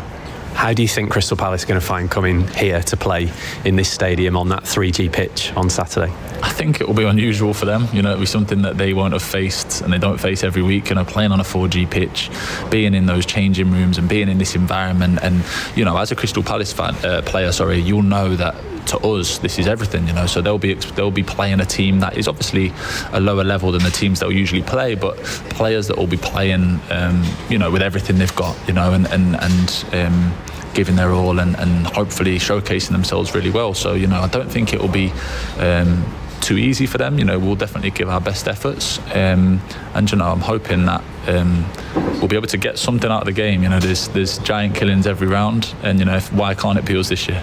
You talked about showcasing the best of yourselves. Obviously, you know, you've got ambitions to win the game if you can and cause a huge upset. But for you players individually, it's live on BBC One. You know, millions of people will be watching on TV. It's a great opportunity to showcase your own skills. Yeah, definitely. You know, it's what you dream of as a player. You know, to be able, you work all your career, and you know, even though they're kind of top level Crystal Palace players, you know, for the vast majority of our players, you know, we've grown up in academy environments. You know, we've played full time football, and football has been the centre of our ambitions since as long as we can remember. The same as the Palace players. You know, it's not like we don't have the same level of ambition, drive, and commitment. You know, so to be able to work as hard as we do, and to be able to bring it to fruition live on BBC One, you know, in front of the nation, is something that is going to be incredibly exciting for all of us, and an opportunity that we're all going to relish and you know, hopefully be able to showcase ourselves well. I spoke to you before the last round, and although it was obviously a tie you were hugely looking forward to, I think there was a bit of disappointment. Perhaps you hadn't got a slightly bigger club in the draw. How pleased are you for, you know, not just yourselves as players, John as the manager, but Rob and everyone connected with the Macclesfield story and the supporters, that you've got a big Premier League team, not only a big Premier League team, the holders of the FA Cup at your own ground in the third round?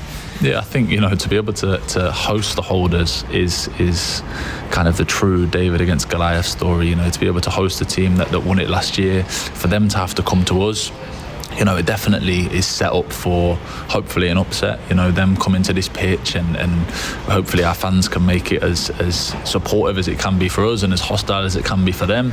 And you know, it can be a David against Goliath story, and hopefully we can get something out of the game. You know, it's absolutely fantastic to be able to get such a big draw and to be able to give the community that level of excitement. And you know, you see over the last few weeks, even being around the ground now, you see what it means to everybody. You know, the ticket office has been busier than it's ever been. You know, everybody at the club's working so hard to make sure that Saturday can be the best experience it can possibly be, and I've no doubt that it will meet and hopefully exceed those expectations. That striker Danny Elliott speaking ahead of tomorrow's clash with Crystal Palace. What a huge game it is for Macclesfield. Their head coach John Rooney says it's an occasion that he just can't wait for. Yeah, of course. Listen, no matter what you do in life, you want to do something to make yourself proud, and you know, look at the players. What an opportunity they've got to go and perform in front of, as you've just said, millions of people. You know, and it'd be the first time for most of them as well. And you know, you never know in football. It could be the last time you get to this stage of it. Hopefully not. Hopefully some of them have better careers and move on, or they move up with us with Macclesfield and we get here again. But you know, you can't take these moments for granted when you're a footballer at these levels. And you know, but for me, I want them to really enjoy it.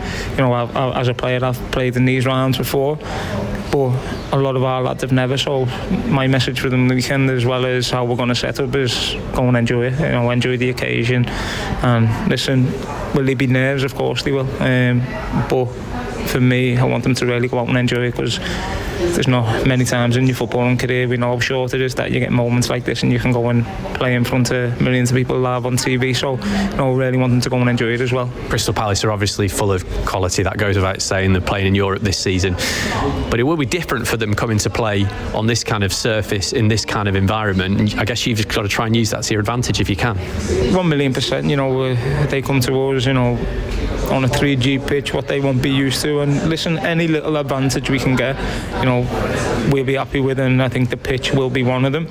You know, if they be into changing rooms, like our away changing rooms, so anything like that. But listen, we know Crystal Palace are the top side, and you know, the current holders of the competition have got unbelievable footballers in the team. So you know, listen, it's going to be a really tough ask of us, but as I touched on, it's the FA Cup, anything could happen on the day. Yeah, that's the beauty of it, isn't it? I guess it's 11v11 when you get out there, and you know, people talk about the FA Cup for a reason, because these kind of freak results have happened before. I think that's why the competition is so famous, and for moments like this, and you see massive giant killings, and you see it in most rounds. But you know, that'll be stuff we talk about, and stuff why we know stuff happens like this, if that makes sense. You know, so for us to go and get through in this competition or whatever, to get to the third round is a massive achievement. I think if we go and beat Crystal Palace on the day, or Nick Sutton, I think it'd be one of the biggest upsets in the competition. I was going to say, if you think there's media here today, wait till you go and beat Crystal Palace on Saturday. That would be something else. Yeah, you know, I think when we get here Saturday, it's going to be full of media and full of, you know, all that central. That's going to be new to my players as well. But listen, I think they're in really high spirits at the minute. We had a great result midweek and a great performance, and you know, we've trained again this morning, and there's a real buzz about them. So, no, fingers crossed that we can be the giant killers this round. We'll bring you commentary on BBC Radio Manchester and BBC Sounds. Build up to it starts at 12. Then from 3, Manchester City face lower league opposition. They take on Exeter at the Etihad. Here's head coach Pep Guardiola. Academy players never disappoint you. Look, Max, last game, the composer against difficult situation for many reasons, how good he played during 90 minutes, just one training session.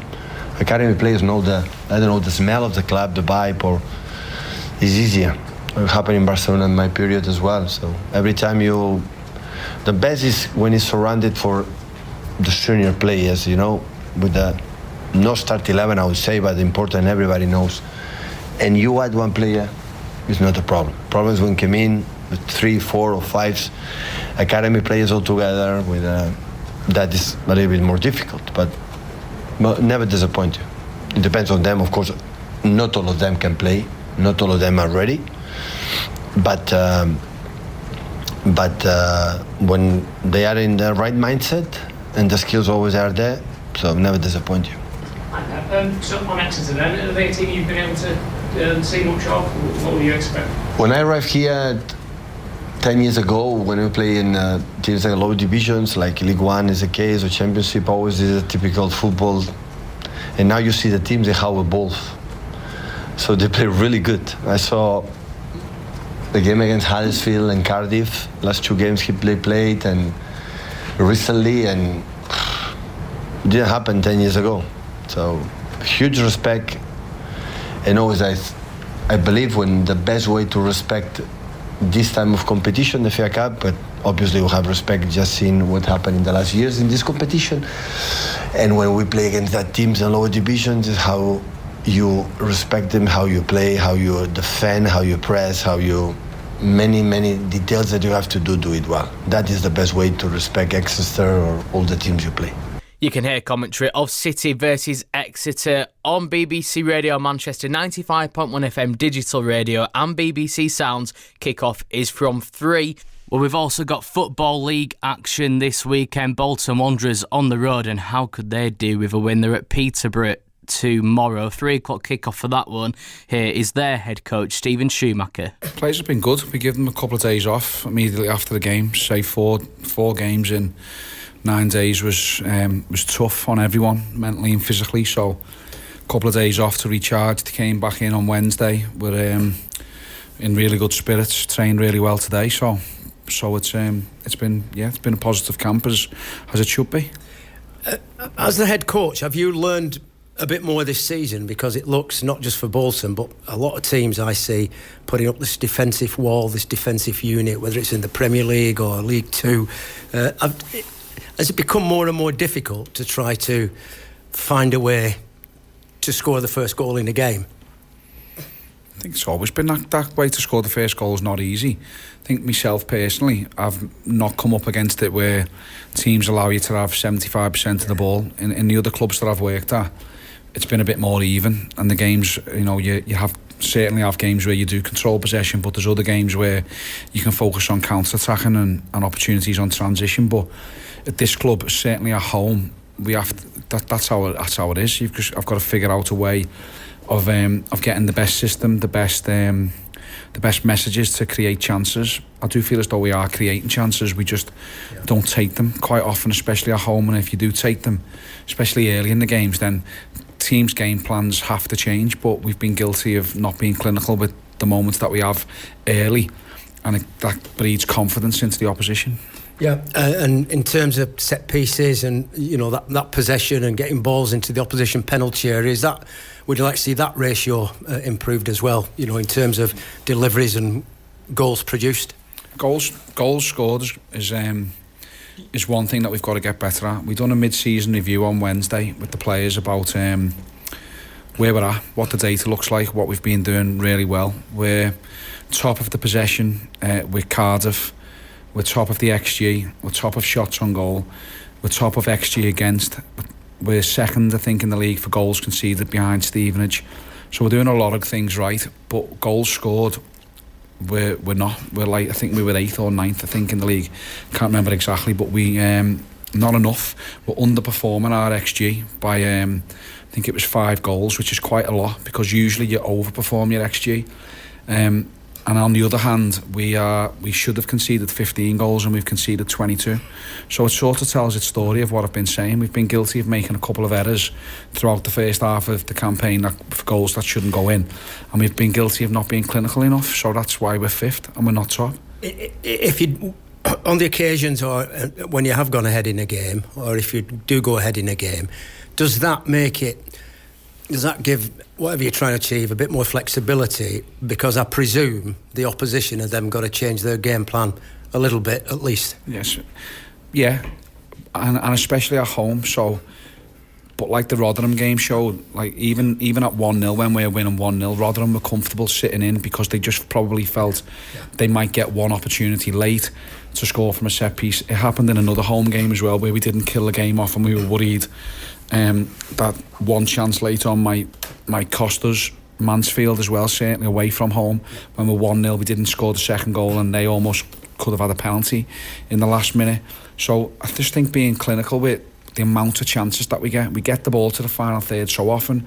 As I've just said, we've we're high on all of the data for chances created. I think it's been good enough to watch, but do we have to just tweak things? Do we have to get more bodies forward, which then might mean you're a little bit more open yourself to counter-attack? So we have to just get the balance right, but first and foremost, be clinical with the big chances that we get. Big week on the way, obviously Peterborough away, then it's the EFL Trophy, Port Vale, which is a big game now, all in its own right, and then Wigan Athletic. Well, it's rare that you don't get a big week, or it seems rare to me, particularly this season, Stephen. Yeah, every game's important, so we have to look forward to every single one. The challenge on Saturday is the one that we're focusing on. We don't look too far ahead. We've got a tough challenge on Saturday. We're going to a team who are banging form. Since Luke Williams has got in there, I think he's a really good coach. He's got them playing. I actually like Peterborough when they played us at our place. They were good. They had good players and really good individuals and did well, I felt, on the day. But since Luke's gone in, I think the confidence just came back to their team. And they're playing really well. They obviously had a bad result the other day against Lincoln, but they'll be looking to put that right as well. So we look forward to it. It'll be a different test for us. It'll be a team that'll have a go at us, which is I'm looking forward to that challenge. Not too. I don't know if you're looking forward to this question. Transfer activity, in-going, outgoing. Any movement either way?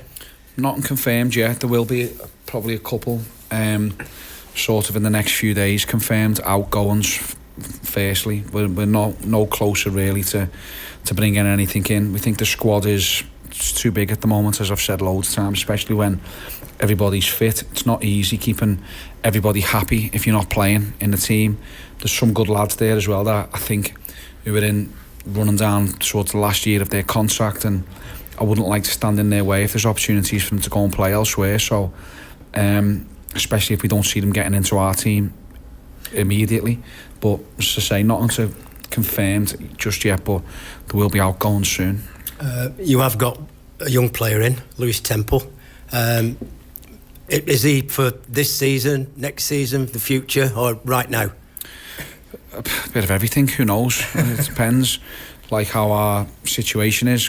You know, like, if you'd have asked me would Sam in would have played at the back end of last season at this stage, I'd have said no, but he did, so who knows? But he's a player that Jimmy and Fergal have spotted playing over in Ireland. He's one who's got huge potential, probably not too dissimilar to what we've seen in Owen Toll a few years ago. So one that we won't need to throw in immediately and go like you're starting on Saturday. You know, he'll have to develop, but it's a good project for us, and we're really looking forward to working with him. Then on Sunday, your final FA Cup commentary of the weekend sees Manchester United host Brighton. Darren Fletcher will be in the dugout for that one, with rumours of Ole Gunnar Solskjaer's return as interim head coach still circling. On this week's bonus edition of the Devil's Advocate podcast, Gaz Drinkwater and Joe McGrath said that there was room for Manchester United fans to be optimistic. You're supposed to be deluded if you're a football fan. This is what people have forgotten. Why is everyone so moody? If you're a football fan, you're supposed to think positive. I think that Man United are going to win this next game. I back Man United to win this next game. And if you don't agree with that, then what's the point of supporting a football team? Support your team, support the manager, whoever it is. It feels like people are waiting in the wings, people who don't want Ollie as the manager. They're waiting in the wings, waiting for him to lose a game to then go, haha, told you. Sod that. Ollie back, Ollie at the wheel. Fantastic Man United style of football. We need to come up with new lyrics for it, but we can. Amazing style of football. All the players on board. The fans right up for it. Let's go to Manchester City and let's give them hell. Amazing. See, that'll Come get on. you going. And you know, I have a romantic look at Ollie's time in charge. He was one David De Gea penalty away from actually winning something. Oh, by the way, sorry. That's the worst ever performance from a goalkeeper in a penalty shootout, innit? So he didn't get anywhere near any of the 47 penalties that were taken, and then he missed his. Ludicrous. But also as well, and this is sometimes an excuse I give to Ollie. When I watched his the other podcast that is available, I don't know if you hear it, it's only a little one called Stick to Football. Some other ex-United players host it. Never heard of it. Ollie's interview with Gary Neville and Roy Keane and some of his passions around what the next level was in charge of Manchester United, you see that he did have ambitions and plans. Now, there was another figure who also returned to Manchester United, Cristiano Ronaldo. Now, he had to come back because there was such... It had to happen. But them two things, Ollie's plan for the future and Cristiano Ronaldo, they came together and they crashed and they collided. And Ollie was the fallout from it. Yeah. Let's see what he does with a young, very exciting squad. You've got the likes of Lacey on the bench now, Mainu coming through. He's not. Did he have Mainu in the squad? I don't think he did. Well, Ole Gunnar Solskjaer. Oh, no, of course he didn't. No. So he's got these players, he's got these youngsters. I mean, we're talking like he's got the job. He hasn't as we speak, but good luck to any ex-player who gets, I say, the gig between now and the end of the season. I'm buzzing. I can't wait for it to be official. Yeah. Oh, mate, I'm so excited. The FA Cup third round. Are you doing anything on the weekend for it? No, I'm actually not. I did get a ticket from a mate who's Swedish who comes to Man United games, and he tried to send me the ticket, but apparently you can't. Apparently, if you've got a season ticket, that doesn't count as a membership, so he couldn't send the ticket to me or something ludicrous like that. So I'm just watching it at home, to be honest, mate, and I'm quite looking forward to it. Yeah, but it won't, and I'm not missing Ollie's first game because it'll be Fletcher as well. So of course, a commentary on BBC Sounds. I've just been told as well on BBC Radio Manchester. A nice cup run could be something United fans can hold on to in terms of, I know we're still pushing for Europe. We've had to sack a manager. That's been a bit rubbish. But the FA Cup, won it 13 times. Why can't we go on a big run again? Got a question for you. What? Right. This is going to be wild, this question. So everyone looks back at Ollie's time, don't they? Yeah. And they go, oh, he was good as interim manager. We just should have never given him the job. Which I disagree with, by the way, because he did well. After that, came second in the Premier League. Yeah, exactly. But, right, if Ollie comes in as interim manager and we finish 4th, forget winning the FA Cup, we just finish 4th, you've got to give him it. You've got to give him it. You've got to. Sorry. Give him the job. I mean, you don't go as over the top as Rio Ferdinand did in that iconic post-PSG match where I will. he gets Put it on the table. He slaps it like that. But I will say, by the way, that I don't think that's going to happen. I actually think United are going to get worse this season. Do you know who'd be bricking it? Who? If Ollie signed Pep Guardiola. Yeah, exactly. He'd be bricking it. His record against Pep, unbelievable. Yeah, it is. Battered them like it was no one. Like it was, I don't know, Ipswich. Yeah. 4 wins, 4 defeats, 1 draw. Oh, so he did all right against Pep. Still, he beat him. Is that what it was? 4 defeats. Are you sure? Bill Rice, our producer's nodding. Are you sure? 4 defeats. Well, he beat him 4 times. Yeah. That's all we've got time for on BBC Radio Manchester this evening. A reminder of what's to come on BBC Radio Manchester and on BBC Sounds this weekend. Tomorrow at 12:15, Macclesfield take on the holders Crystal Palace in their third round tie. What a tie that is for the Silkmen. Then from 3 o'clock, it's Manchester City against Exeter City. Then on Sunday, Manchester United taking on Brighton under the stewardship of Darren Fletcher. We'll bring you commentary of all 3 of those games on 95.1 FM, digital radio and on BBC Sounds. Just download the BBC Sounds app and click on 5 Sports Extra, Sports Extra 2 or Sports Extra 3. Now a drop shot! Winner! Never miss a moment from the world's greatest sporting events. On BBC Sounds. Introducing Sports Extra 2 and Sports Extra 3. A new way to hear the BBC Sport commentaries on BBC. With 5 Sports Extra, Sports Extra 2 and Sports Extra 3 on BBC Sounds, you'll never miss a moment. At the last, sent it forward, in it goes. More live sport. Pure live sport. Listen on BBC Sounds. Never miss a moment from the biggest sporting events on BBC Sounds. From the Premier League to cricket, golf, Formula 1 and much more. It's all eyes to the lights and foot to the floor. Bringing you more live commentary from the world's greatest sporting events. Right here on 5 Sports Extra, Sports Extra 2 and Sports Extra 3. Listen on BBC Sounds. This is 5 Sports Extra, bringing you more ways to listen to your favourite sporting events on BBC Sounds. Ball. Oh, edge. Caught behind. Just download the BBC Sounds app and click on 5 Sports Extra, Sports Extra 2 or Sports Extra 3 to never miss a moment from the world's greatest sporting events. They go over, it's a try. More live sport. Pure live sport. Listen on BBC Sounds. Never miss a moment from the biggest sporting events on BBC Sounds. Drop shot! Winner! From the WSL, the Super League, the IPL, tennis majors, and much more. Nice one around the corner. Beautifully worked right from Wigan. Bringing you more live commentary from the world's greatest sporting events. Right here on 5 Sports Extra, Sports Extra 2, and Sports Extra 3. Listen on BBC Sounds. This is 5 Sports Extra. Bringing you more live commentary from the world's greatest sporting events. With 5 Sports Extra, Sports Extra 2 and Sports Extra 3 on BBC Sounds, you'll never miss a moment. At the last, sent it forward, in it goes. More live sport. Pure live sport. Listen on BBC Sounds. Never miss a moment from the biggest sporting events on BBC Sounds.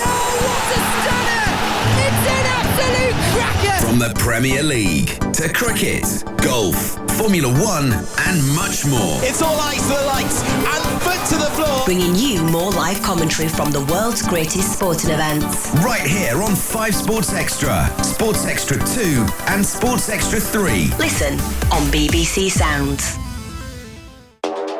This is 5 Sports Extra, bringing you more ways to listen to your favourite sporting events on BBC Sounds. Ball. Oh, it's an edge. Caught behind. Just download the BBC Sounds app and click on 5 Sports Extra, Sports Extra 2 or Sports Extra 3 to never miss a moment from the world's greatest sporting events. They go over, it's a try. More live sport. Pure live sport.